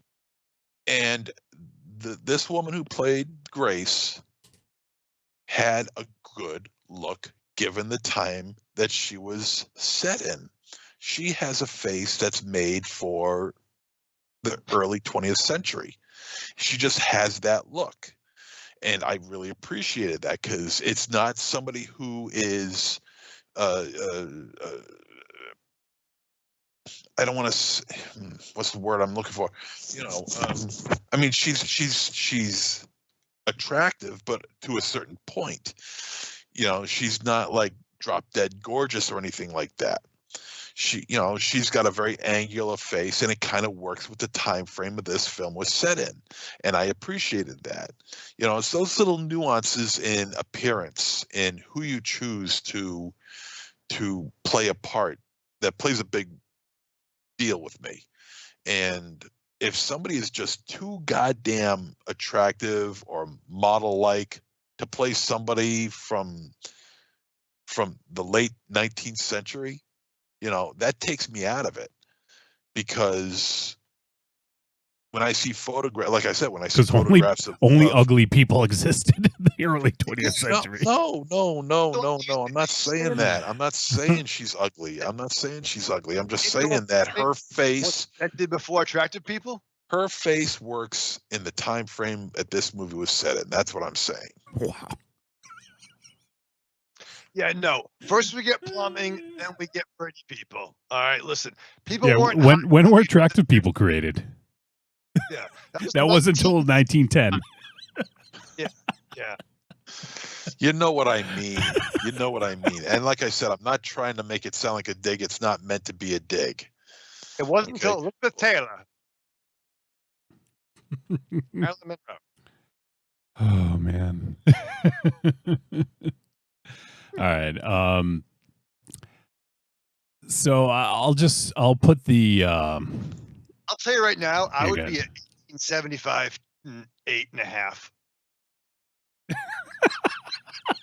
You would be an 8.5. Dude, if I would be an 18th century 8.5, dog, I would get so many fucking debutantes. You probably could. Yeah. I mean, you'd have to lose the shades, but yeah, you could. I would be a hot fucking, what do you call them? Carpetbagger. What? Carpetbagger. Wasn't that a thing? An 18th century 8.5. Oh. If I was a carpetbagger, I'd be a fucking 9, dog. But this was the 19th century. So are you saying that are you just talking about the 18th century in general if you were around? Or if you were in this movie, you would be considered an 18th century 8.5. So you'd be so you'd be considered an 8.5 a century ago as of the time of this movie. It's true. I'd be wicked smart too. I'd be wicked smart. I'd teach. If I had a fucking DeLorean, if Jim Smith had a fucking DeLorean, I would go back in time to the 1900s and I'd be hot, dude. We got plumbing? Yeah, I'm there, dude. Oh, for Christ's sake. All right. So let me get the comparison movie out there. By me mentioning this movie, I am not comparing it. I'm not saying that it's as good as or it's not as good as, but this movie was, to me, was like a 19th century British Babadook. Yeah. Yeah, I could see that. So the thing about this movie, we got to talk about the plot a little bit. In the very beginning, we have the husband who ends up killing himself, and we find out that he did something to cause his wife to leave him or want to leave him. we don't find out what it was. He did something, bad and unforgivable, and she couldn't forgive him. So he goes back to the homestead, because the wife is in London and this is in Yorkshire. So it's like North Yorkshire, if I'm not mistaken, is north of England, whereas London is more south. Yeah, Linus, fact check me. And so it's a pretty good distance. Like back then, we definitely would take a train, and then did they create trains by then, Raven Shadow? They have trains. I don't know. Steam engines. Yeah, because they had trains when Young Guns. Yeah. No, I'm just I know I'm just kidding. I wasn't sure. So he goes up there and he's basically living in the home alone, aside from like the help. There's Mrs. Gray, there's like a groundskeeper or something like that, and he's taking these pills as well and writing these letters, and it becomes this thing where he starts to get really paranoid about something, and he keeps looking in the other room, and then to the point where he kind of sets up with a gun in front of this door where he keeps looking, and then he sees like what looks like a creature come through, and eventually he just kills himself. Takes a gun, fucking boom, kills himself. And so now the wife and son come up, and they have to sort of take care of the affairs, and they're going to sell the estate because what do they want with it, so they're trying to get his affairs in order and then sell the estate, and that's sort of like where we're at when we get there. And so I mean, in a way, I don't know, I wouldn't say this is spoilery. It just deals with themes of grief, and we have the husband who did something seemingly horrible because his wife left him, and he is racked with this guilt and grief over what has happened, and he's not embracing it. He's sort of like trying to push it aside and not deal with it, hence why he kills himself, because the guilt drives him to kill himself, and so then we see different people dealing with it in different ways. We see the son Charles, who basically befriends the monster. And in this case, like, we're talking about grief. And so he befriends the monster, and to the point where he keeps going down to the basement, and the mother's like, do not go into that fucking basement, dude. And he's like, yeah, but it's my friend. And, they're so isolated, and the kids that are in Charles's class, in his tutoring class or whatever, he doesn't get along with, so kind of feels all alone in this house, and so finds this friend, the monster in the basement. And then the other character we have is the mother, Grace, and she just doesn't want to embrace, like, she just wants to completely disavow all knowledge of this monster, and she can't see it. She doesn't, she doesn't want to see it. And once again, that's grief. Like, she's not dealing with it, she's avoiding it. And so those are sort of like the different ways that it manifests. The director, I saw an interview, called it a boggart. Now, I was actually talking with this with Tanya, who is, you guys know, is super into myths, lore, legend, all that sorts of things. And so a boggart is apparently like a pretty generic term for like a boogeyman or like a monster. So that's why I was kind of thinking like Babadook. And boggarts are usually wood creatures, like woodland creatures, or made out of wood, or live in the woods, or whatever. And to me, like, granted, it's kind of a generic term, so it can kind of look like whatever it wants to look like. But I have seen boggarts in media before, and I've never seen a boggart look like this. This was, to me, was not reminiscent of a boggart at all. I never would have even got that. You know, and I feel like I'm someone who's pretty well versed in like fantasy characters, you know, but I did not get that at all. So did you guys have any thoughts about the creature, about what you thought it was, or any other things to add about that? Well, actually, you know, as the film continued and we were finally able to see this creature, I really didn't even care that much. Overall, when you do get to see it, it is rather generic and kind of bland. There's really no texture to the creature itself. It's a humanoid type of demon, you know, a human shaped type of demon, but there's just no structure to it at all. There's nothing really defining on it.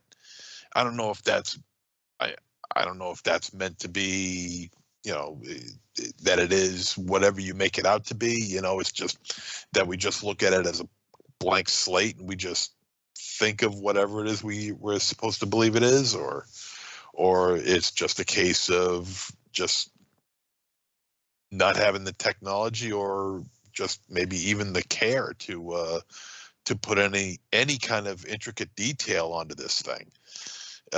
It just didn't matter because it just didn't really look much like anything. How about you, Raven Shadow? Any thoughts about the monster? The monster was in the wrong movie. What movie is it supposed to be in? Not this one. Like, I agree. Like it seemed like the monster and the mother they got the wrong set. Like, oh, I guess we're fucking on this one now. You know, like it just seemed, yeah. I mean, a lot of stuff you already said. Mary and I share those thoughts. Totally down with budget. I get it. And maybe you thought you had a larger budget.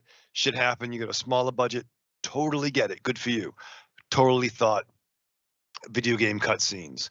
And my thought was you could do this practical. It just didn't fit with what I was imagining in my head. Not to play armchair, you know, film watcher, but it didn't live up to the time frame. You know, this demon would not be, you know, you'd have to have at least, you know, recessed lighting to have this kind of demon in your house. This is not a modern demon, 18th century, 19th century demon.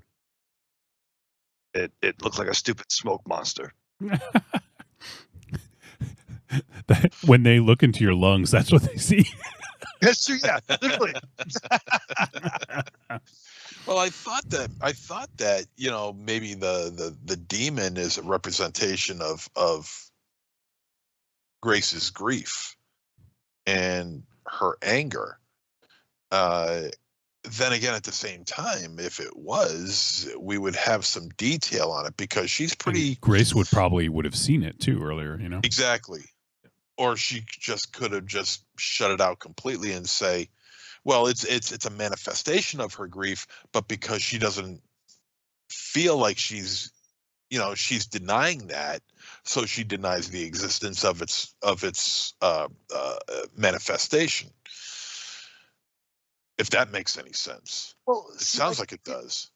I hear what you're saying about grief, but I didn't take it like that. I took it like it was old family shit. The way Mrs. Gray she was so pissed when the wife wanted to sell. Like, this has been the family for generations. Mm. So I'm thinking there's some ancient horror in this house that when the dude came back to it, brought it back up to the surface. Because then it seemed like for me, the wife knew, oh shit, that's the fucking demon shit he was talking about. And what pissed me off too was the nondescript drug use. Oh, you talking about the pills? Yeah. Oh, that, yeah. Like for a minute, I thought they might have been some kind of amphetamine. Like he's jacked up and he's writing, you know what I mean? And Mrs. Gray's like, you should come downstairs and have some tea. Fuck it, I'm not hungry. I've been up for fucking days. Well, whatever it was, there was a lot of it because those were goddamn horse pills. Yeah, and yeah. And so this is a good point for me to call out in British culture.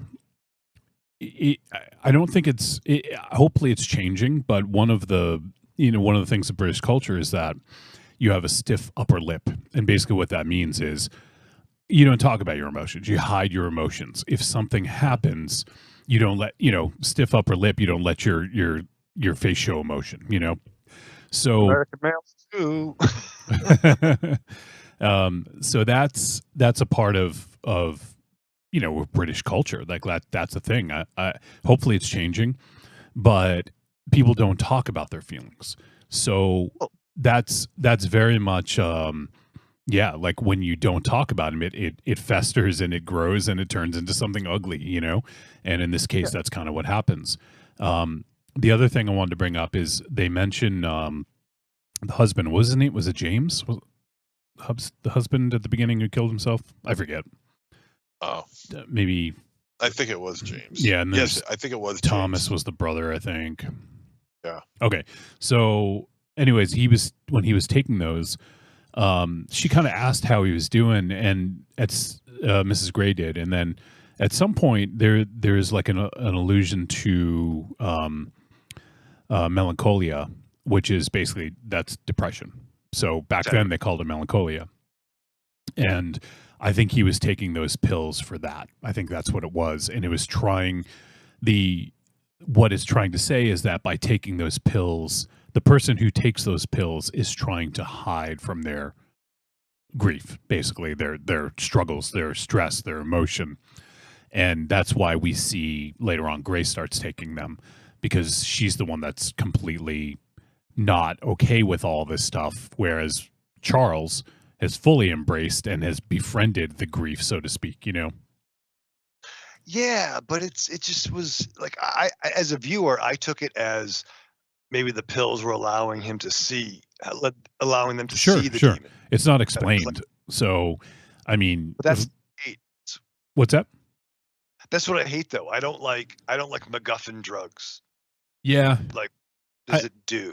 Yeah, no, I get you, and I think it's just you had to make the connections of like, oh, okay, melancholia, so depression. They must have got these pills, like I don't know, like, and I don't know that that's correct either. It's just sort of me and Tanya talking about it, and she brought that up, but yeah, so I think that could be or not, but if they don't say explicitly, it is difficult to know, Yeah, yeah. I said, in the size of them, I have ibuprofen that size. You know what I mean? It's just, I don't know. Well, it is, you also couldn't go to CVS to get a fucking prescription back then, like you had to kind of take what they gave you, and they were horse pills. Like that's pretty much it. So is no wizard. A drug wizard. Drug wizard. You should wear a fucking wizard hat and sell fucking pot out of it. You pull it off and you get like pot under your hat. Amphetamines, whatever, Yeah, yeah. And listen, if you're taking amphetamines, you ain't fucking. You're a lot happier. Right. Yeah. You probably should have taken some amphetamines. Yeah, take some amphetamines, dog. They would give coke when you had a bad day. All right, so let's, I guess, talk about some of the technical aspects. Anything that stood out to you guys positively and or negatively for technical aspects? So whether it's cinematography, filmmaking, CG, sound, audio, things like that. Yeah. There was at one point during the after the situation with the lock on the door. The mom puts a lock on the door, and after a while it stays there until something goes on, and then I believe she goes outside. Now I remember. I think she's going outside because she thinks she sees her husband and walking out into the woods, and there's a scene in which she's walking through the woods looking for him, and I don't know, man. The photography, something went on. It looked like it started to flicker a little bit. Like they had trouble setting the balance on the lighting on this scene.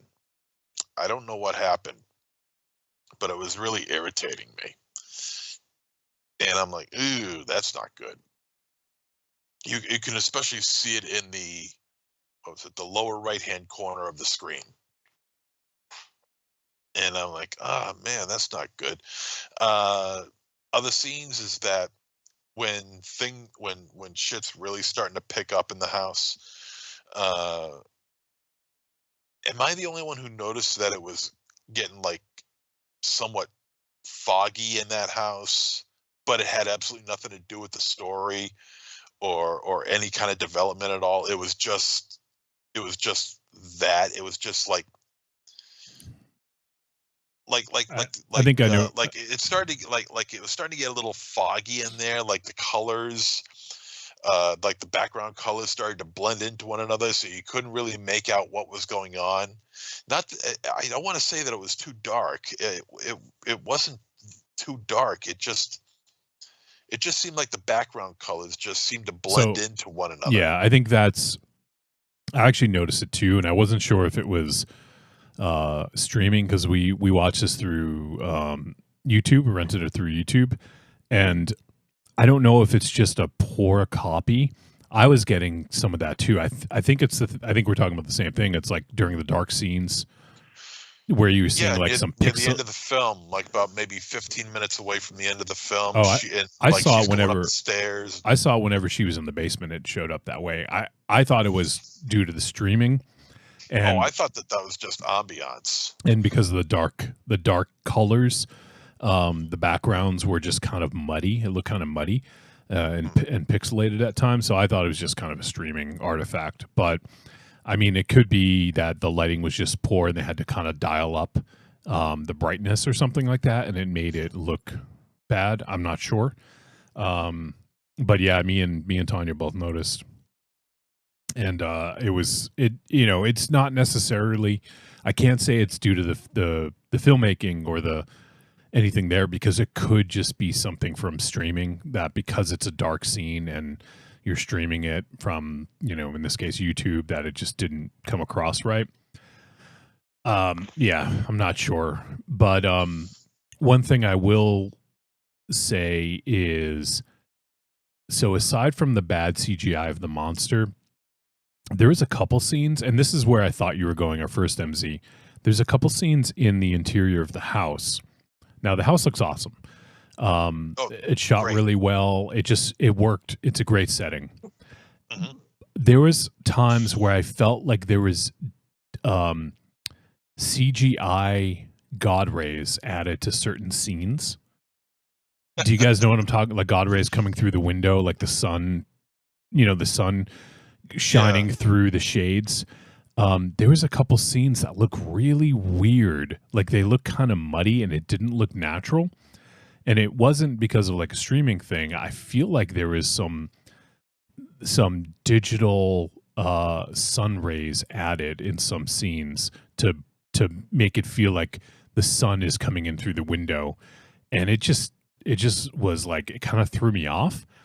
And there was another scene too. I can't verify this. I didn't like stop and like pour over the frame, but I could have sworn that there was some CGI candles added to some scenes. Yes. Yes. I noticed that too. And to me, like, I totally get it. You want to punch up the look of the film, and you know what? Maybe in this location they said no to open flames. Like maybe that's a thing. And if that is the case, I completely understand, because they obviously rented this, or somehow were able to use this. Whether they rented it or something. Maybe they're like, yeah, no open flames in this house, just in case something happens. So if that's the case, I guess I get it, because you kind of need to have candles, but it looked weird. So that was my point, Wolfie. Like, if it's not safe for a controlled set, it's not safe to have in real life. Like, I was having an anxiety attack with all those fucking candles in the house, next to all those cloth, all the white linen. Right. Like, fucking really? You got fucking indoor plumbing? You haven't figured out that fucking fire is bad. You know what I mean? Like, fuck you. Not you guys. Yeah, I did notice the at least I thought that's what I thought it was. I'm glad to see that I wasn't the only one who thought that. And yeah, I really hope it's not, although man, it sure looked like it was. Yeah, as far as the technical aspects of this film goes, it's not it's not the best stuff in the world. The story itself is rather stilted. It's going by a lore that is just created for this story. We know nothing of this demon. We know nothing of why he attacks the way he does, because it seems like he has a certain method to his madness about what he attacks, primarily with the scratches on the arm, because he attacks twice, and both times there are scratches on the on the right arm, and there's really nothing that's being offered as far as an explanation is concerned, and I imagine that's a good thing, being kept in the dark like that. But you got to give us a little something to work with. I mean, if it's something that we know and that she doesn't, then there's the anticipation of surprise when the character does find out, and then it's just a matter of time of it happening, and it never does. The film isn't scary. The atmosphere is almost non-existent, surprisingly, for a film setting like this, in the time frame that it's set in. This film should be loaded with atmosphere, and it just feels so artificial. They blast out a couple of fog machines, maybe some light through the through the window or whatever, a moonlight, and it takes a little bit more than that. You got to have the right tools to make it work right and make it look right. And it's not just the tools, it's also the photography. You got to have that working right. You got to have a decent DP to make it look good. And unfortunately, it just doesn't. I want it to. I mean, like I said, the story itself is not all that scary. The characters are not all that compelling, although I do like the mother-in-law. It just feels so held back. It's a little paint by numbers, and I agree. And budget, I'm sure, was a huge reason for it. And, I'm sure we couldn't have a big showdown between, Grace and the creature, so they definitely were limited in a way, but I feel like once again, if you make that practical, if you make the boggart in this case practical, you can do a little bit more with it. But in this case, it was CG, and not only did it not look very good, but it makes it difficult to interact with, and I don't know, like I think there's a good, like, I think there is stuff to like in this. I think there's some good stuff, and it definitely a slow burn. Like, there's no way around it. This is a slow burn film. I think it would have benefited by having a little bit more happen, because I feel like there wasn't this overwhelming sense of dread about the movie that can sometimes carry a slow burn through some lows, but because there wasn't a lot that happened and there wasn't a lot of tension, there are times when it's just difficult to keep that interest and to keep you, okay, well, what's going to happen next?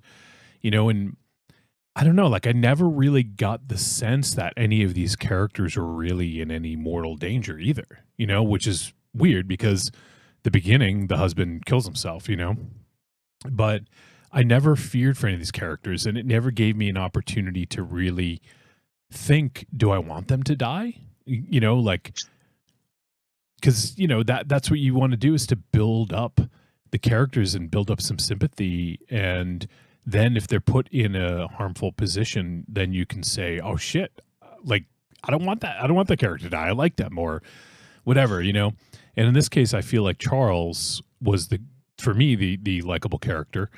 And since Charles had befriended the monster and never really, aside from the scratch, I didn't fear for Charles's life.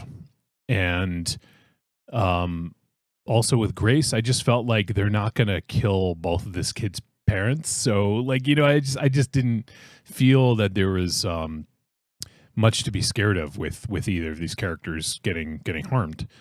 So I don't know, like it's a weird thing because I think it's a fairly basic premise, fairly well told, and it kind of leans into this is grief. This creature is the embodiment of grief, but then there's something at the end that almost flies in the face of everything. I don't know how to explain it without completely giving it away, but it's a look that a character gives at the very end. Let me tell you something. I was about to ask you if that was the scene that you were referring to, that you guys were infuriated over. Yeah. I just gave myself a face palm and went to the bathroom after that. I just couldn't. Went to the bathroom after that. Yeah, well, hey, when you got to go, you got to go. I couldn't believe they had the audacity to end it like that.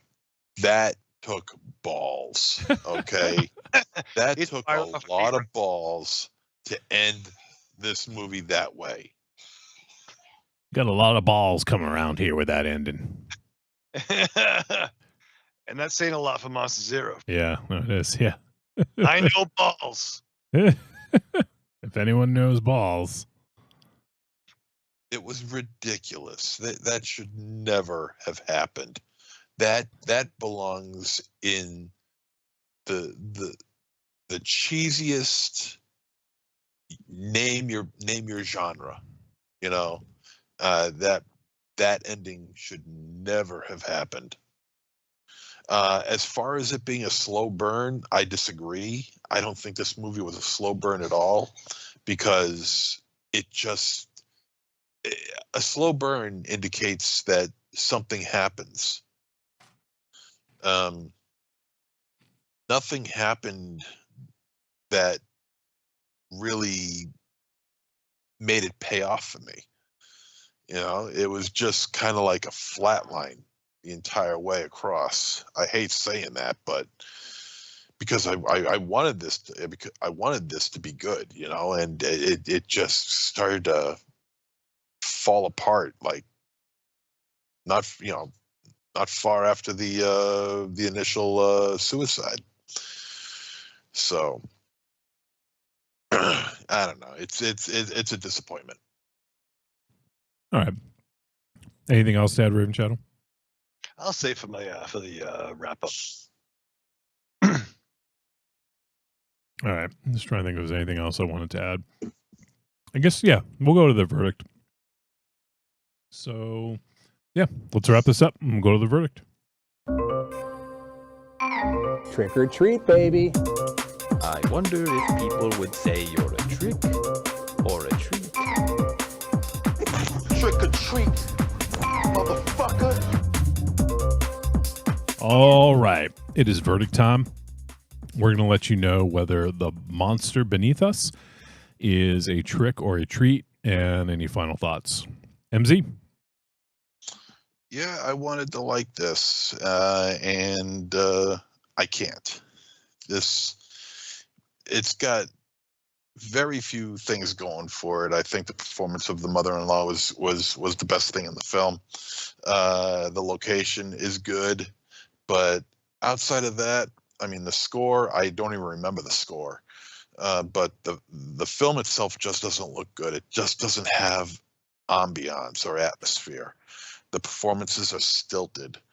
I feel like the story is held back. I just feel like there's something else here that's not being revealed.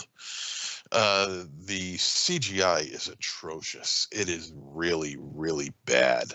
I don't know how people could look at that and say, yeah, this looks good. It doesn't look good. Although, I want to see what else this director has. I mean, she's obviously a very young person and just a couple films under her belt, and I'm going to assume that this one had a bigger budget than her last film. But I mean, I can't recommend this. This is just not good work. I hate saying that though, because I'm a nice guy. So I'm going to have to give this a trick, and that's it. I don't wish this upon anybody. Wow. All right. Raven Shadow. Wow. I think something you said, Wolfie, about it being a paint by numbers is pretty accurate. I don't got any. I'm not going to. Tired guy over here. Jesus Christ, dude. Fucking foreskin. Yeah. You fucking, he's a fucking boggart in the basement. Hey, you fucking boggart in the bathroom. Boggart in the basement. What to do? Get to him before he gets you. Gets you, boggart. Holy shit! I'm surprised you remember those lyrics too. The hit fucking song "Zombie in the Closet" from the Vamp Quartet. I need a fucking recording of that. I hope there's a recording somewhere. You would have. Maybe it's upstairs. No, it's not. It's not there. I think there's one somewhere, but yeah, I don't know. Grabbed in public access. Yeah, no, actually, you're right. They probably have it. But yeah, man, fucking. I was much like seeing Neverending Story. I was very confused when I saw Atreyu as a kid. I thought the young child in this was a lady. Was a young girl. I did too. So did I. Yeah, so did I. I felt so horrible when I looked it up and realized. But I mean, I honestly think that's pretty cool. Like that. Obviously, we have long hair, but to see, I don't know if long hair on a boy was common back, at that time. But the boy, I think the actor, I think it's pull up the name, Marshall Hawks, has kind of very soft facial features. So that combined with the long hair, I think made it appear that Yeah. Not only that, but it was also in a bun. Yeah. Yeah. And not that, once again, buns have always been a thing. Look at samurai movies, whatever the fuck, ponytails. But it just, the child seemed very, and even when, they called it Charlie, I'm like, oh, that's probably their last name or whatever. It didn't, and even I'm like, I didn't get it until Marion was like, I'm like, no, it's a girl. She's, no, it's a boy. I'm like, no. I'm like, and to be fair, he had fucking dope hair. Yeah. Good for I mean, this is a picture of him. I don't know if you can see it. Probably not. No, because you did you can't. You did the blur thing. on your that's screen, right. So I did the Blur Witch project. The blurg. The picture on the iPhone's great for radio. Right. But no. So once I got that, fine, and then it was fine. Whatever the fuck. I'm into it. I'm confused.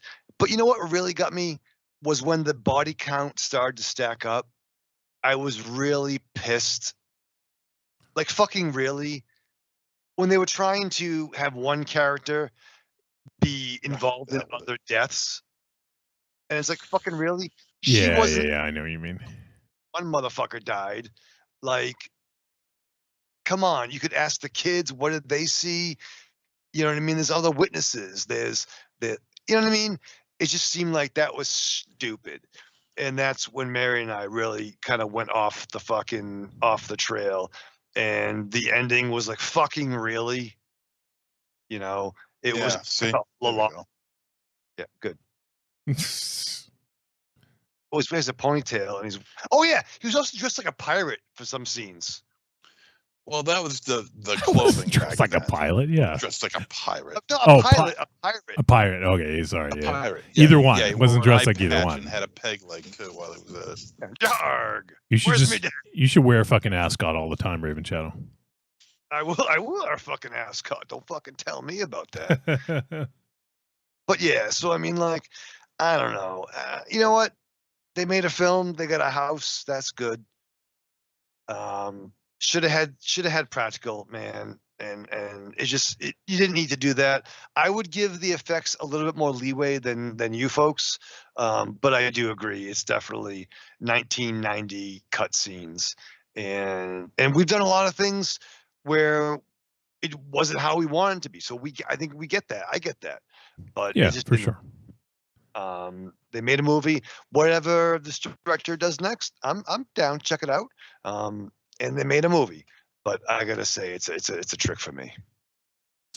All right, and yeah, for me, I think I think there are some positives out of this. I think the location was great. I think it looked good. The way it was shot for the most part.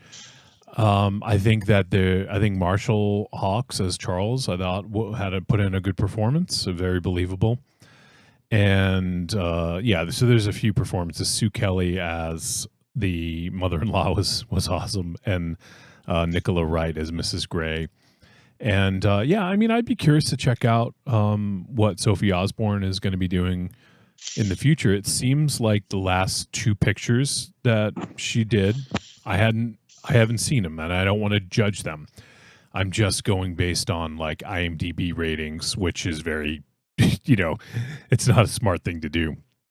But they're fairly low rated, and this film has actually gotten some pretty good praise. It's it's highly rated on IMDb, and so I think that the director you can see a career trajectory doing,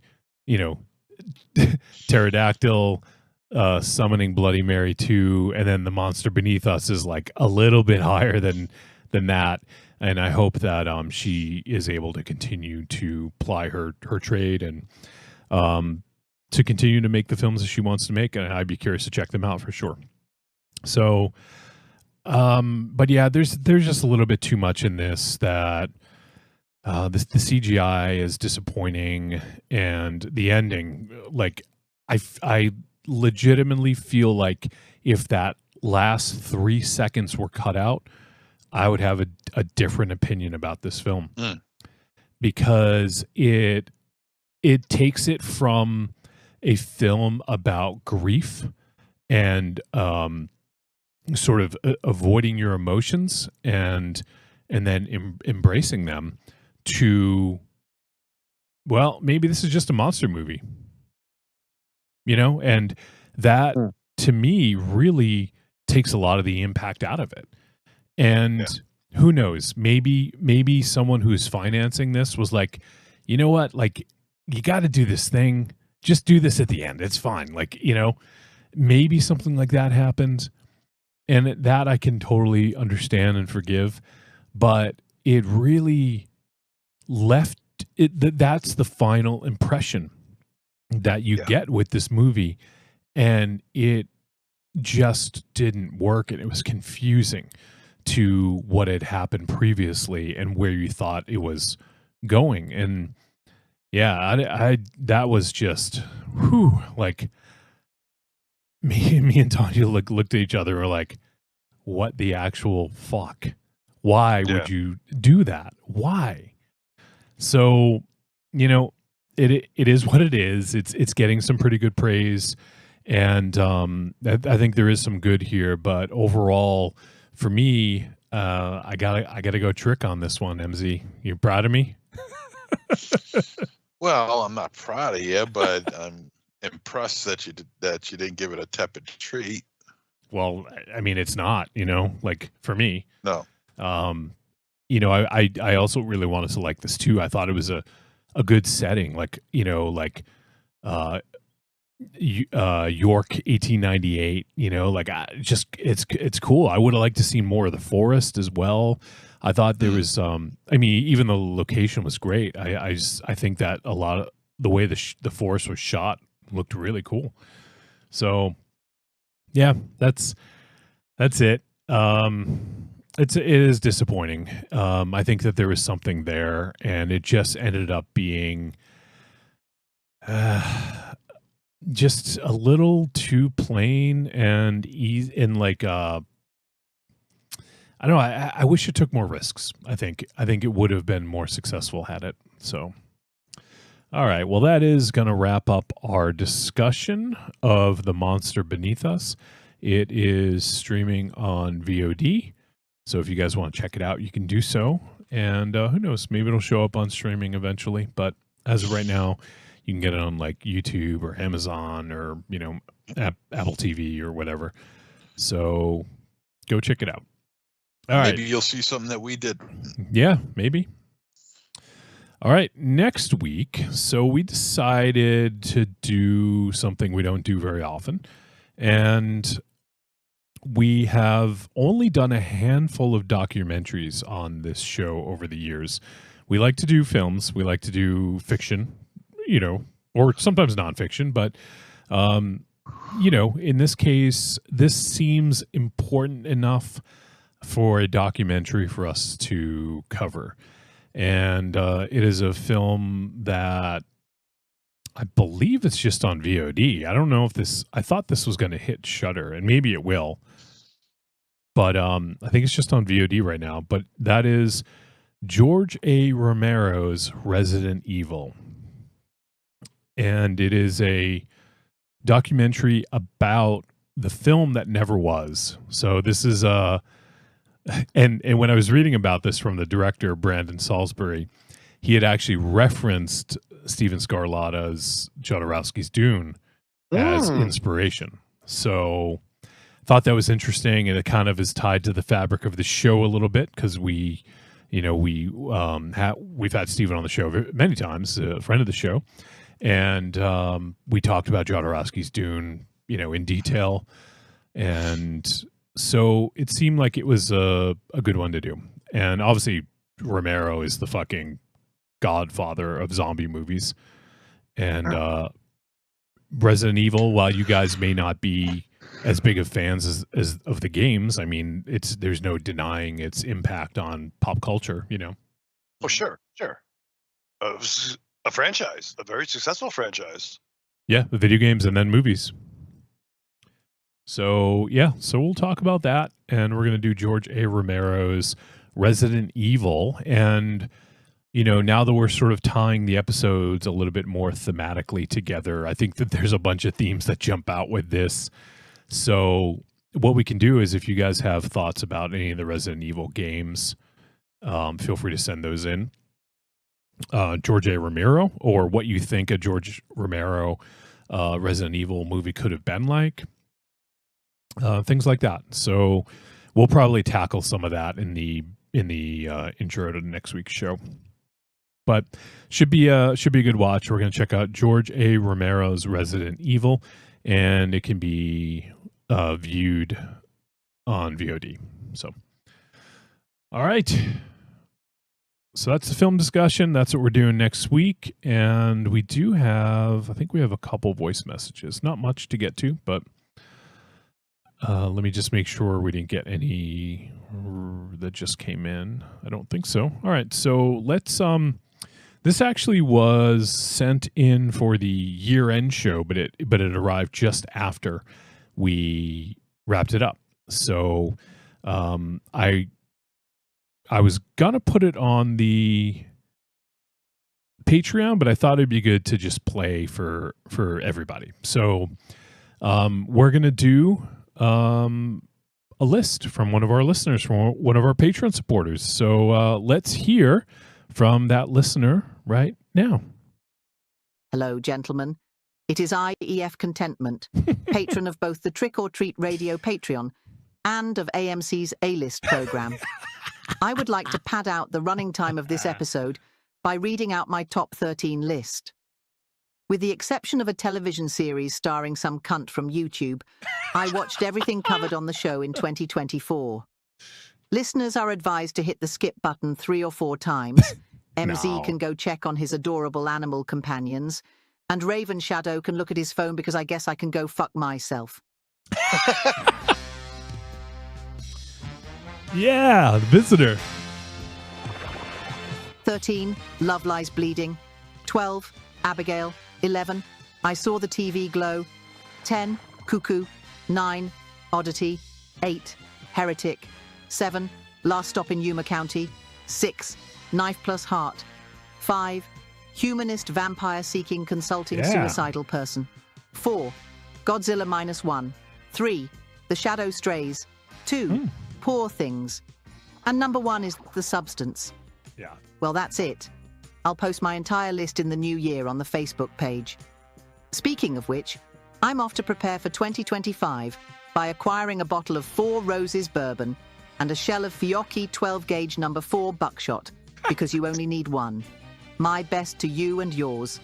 Take care and be well. Now that's a fucking A-lister.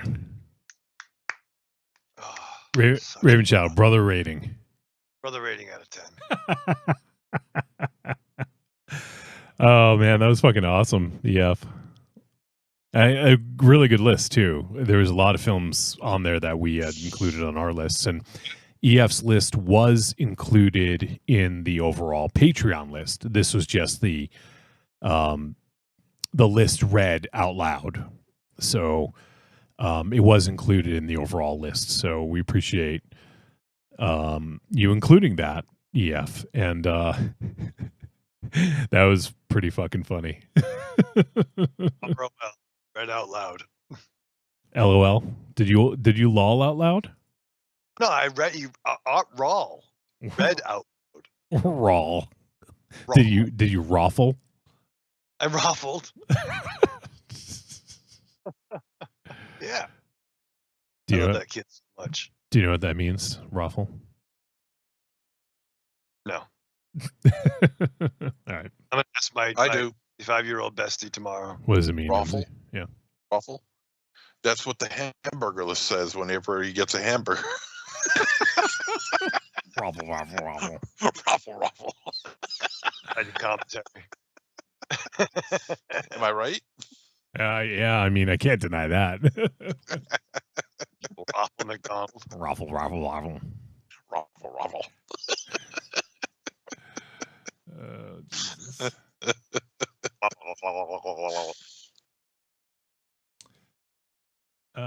Let's see. Oh, and we got one more voice message. This was we actually played this on the Patreon, but I just because I wanted to play it for Raven Shadow right away. But this is I couldn't believe when I saw it come in from who it's from. But we were talking about Rebel Ridge and how Raven Shadow was having trouble seeing Aaron Pierre, the lead from that film, play Green Lantern with a British accent, and you just couldn't believe it, right? Like, no, I think he's a spot. He's the dopest live action Jon Stewart probably ever. My only bone of contention is I love my English brothers and sisters, but why does every superhero have to be fucking British? Well, he's not going to play a Brit, though. He's going to play an American, probably. Yep. You know what I mean? You know what I mean? Like, John Constantine should never be played by an American. Sorry, Keanu. Well, I agree there. You know, James Bond should never be played by an American. I'm not saying Brits can't play American characters, but I just feel that really you couldn't get. Now I don't be like fucking Hulk Hogan, a real American brother. I don't know. Play the fucking tape, Wolfie. Play what tape? Taking our jobs. I was going to audition for Jon Stewart. No, I'm not. I'm just kidding. I don't even. What is going on? I don't know. Oh man. All right. Yeah. So let's just play it because apparently he was listening to the show, but the star of Rebel Ridge, and he's going to be playing Jon Stewart Green Lantern is the great Aaron Pierre. So let's hear from the man. In brightest day, in darkest night, no fucking evil will escape my sight. All right. You know what? I take it all back. Fucking so good. I'm totally chuffed to be part of the Green Lantern Corps, Al. Are you chuffed? Chuffed. All those sinestro bollocks. Wow. Aaron Pierre, ladies and gentlemen, that's crazy. I'll tell you right now, Aaron I can't Pierre, believe he took the time to call in. It's nuts. Friend of the show, Aaron Pierre. Now he is, yeah. Friend of the new format, Aaron Pierre. I just want to do a cannonball into his eyes and swim in them. A cannonball into his eyes. Because they're so green and luminescent. He does have nice eyes. Right? Come on. Stevie Wonder could see those eyes. Stevie Wonder could use those eyes. Oh my God. Give those eyes to Stevie, please. Come on. You can't be handsome, have two eyes, and be Green Lantern. Yeah. You're fucking being green. He could be like, come on, give me one of those eyes. We could both look like Forrest Whitaker.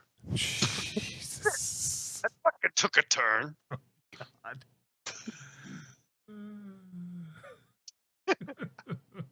Well. All right. Well, I think that's pretty much it. You guys have anything else? Nope. We're done. Yes, we are done. All right. Well, let's oh shit. Let me check the chats real quick. Marion says this movie was a mess. Bad CGI creature was bad, and they should feel bad. Man, I'm just disappointed. Oh, Evil Corny says, I thought it was weird to have the character of Florence in this. I just looked up that interracial marriages in Victorian era weren't uncommon. Also, Britain didn't have laws against them. Yeah, coming from... What's that? I wondered about that too. Yeah, coming from this country, I mean, when you think back over 100 years ago, you're like, yeah, no, that wouldn't happen. But... Women can wear shoes? What the fuck? But yeah, everywhere is not as racist as this country. Hey. So, well, and he posted a link to it. So yeah, that's cool. That's good info there. And let's see. This is a few minutes ago. I don't know exactly what is a reference to, but D Rook said, "Ha boom." 7 minutes ago. I'm not sure what that was. Damn. I don't know. And Evil Corny, he has a gif of oh shit, what's his fucking name? From Mr. Show, the guy, the bald guy. Oh, David Cross. David Cross. Thank you. It's him going, well, excuse me, doing a gif. And he says, me, an A-lister? Oh, and he says Keanu's Canadian, Raven Shadow. Wait, what? He said Keanu Reeves is Canadian. So I'm going to call Rocky. What do you think? He's the authority on Canadians? For us? Yeah. Rocky, pick up. Is he though? I'm pretty sure he is. Yeah, he's Canadian. Yep. Well, they're part of America now, from what I hear. Well, oh God, don't even. Although he was born in Beirut, apparently. Yeah. But his citizenship is Canadian. He's Canadian. Yeah, but fuck. This fucks up my fucking logic, doesn't it? Damn it. What? What? Fucks up your laundry? Not my logic. Yeah, I'm pretty sure you said laundry. Keanu Reeves fucked up your laundry. No, I don't want to air my dirty logic out in front of everyone, Wolfie.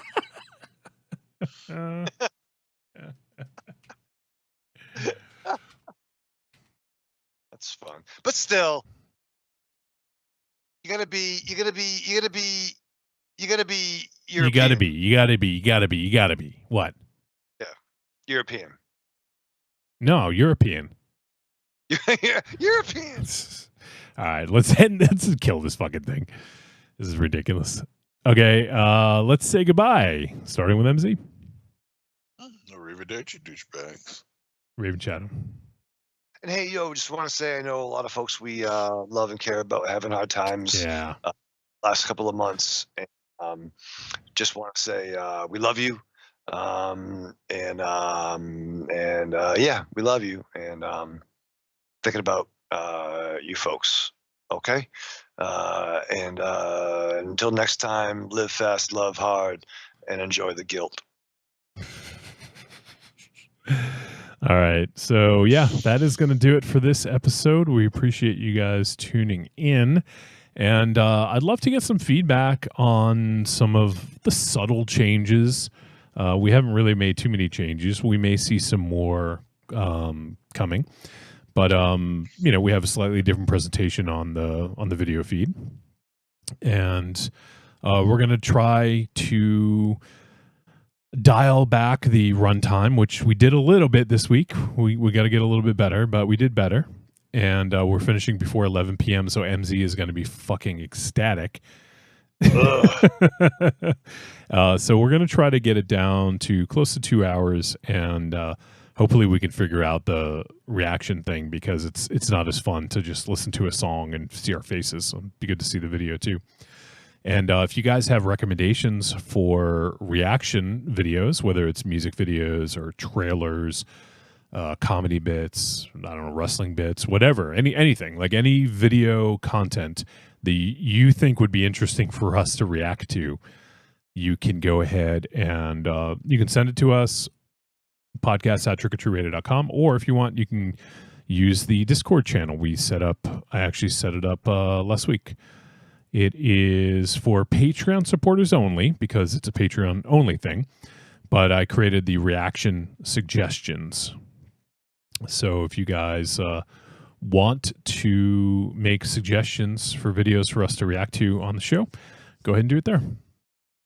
All right. So yeah, I wasn't sure where you were going with your thing, Raven Shadow, but I was going to say, you're right. I mean, there's a lot of shit going on in the world. I mean, there's Los Angeles is burning right now. Sounds like a cool song title, but that's not what I'm saying. Like, it's legitimately fucking burning down. And I mean, there's been all sorts of disasters all over the fucking country, all over the world. And I mean, it seems like it's the end times because of certain things that are happening in politics, and maybe that's the case. But God, I just want everyone to be safe out there. I hope all of our friends that we know out on the West Coast are safe. I know losing stuff is hard, losing your house, things you've worked for, but at the end of the day, it's stuff, family and animals and your own life are more important than stuff. So hopefully everyone is safe out there, and yeah, that's going to do it. So we'll see you guys next week.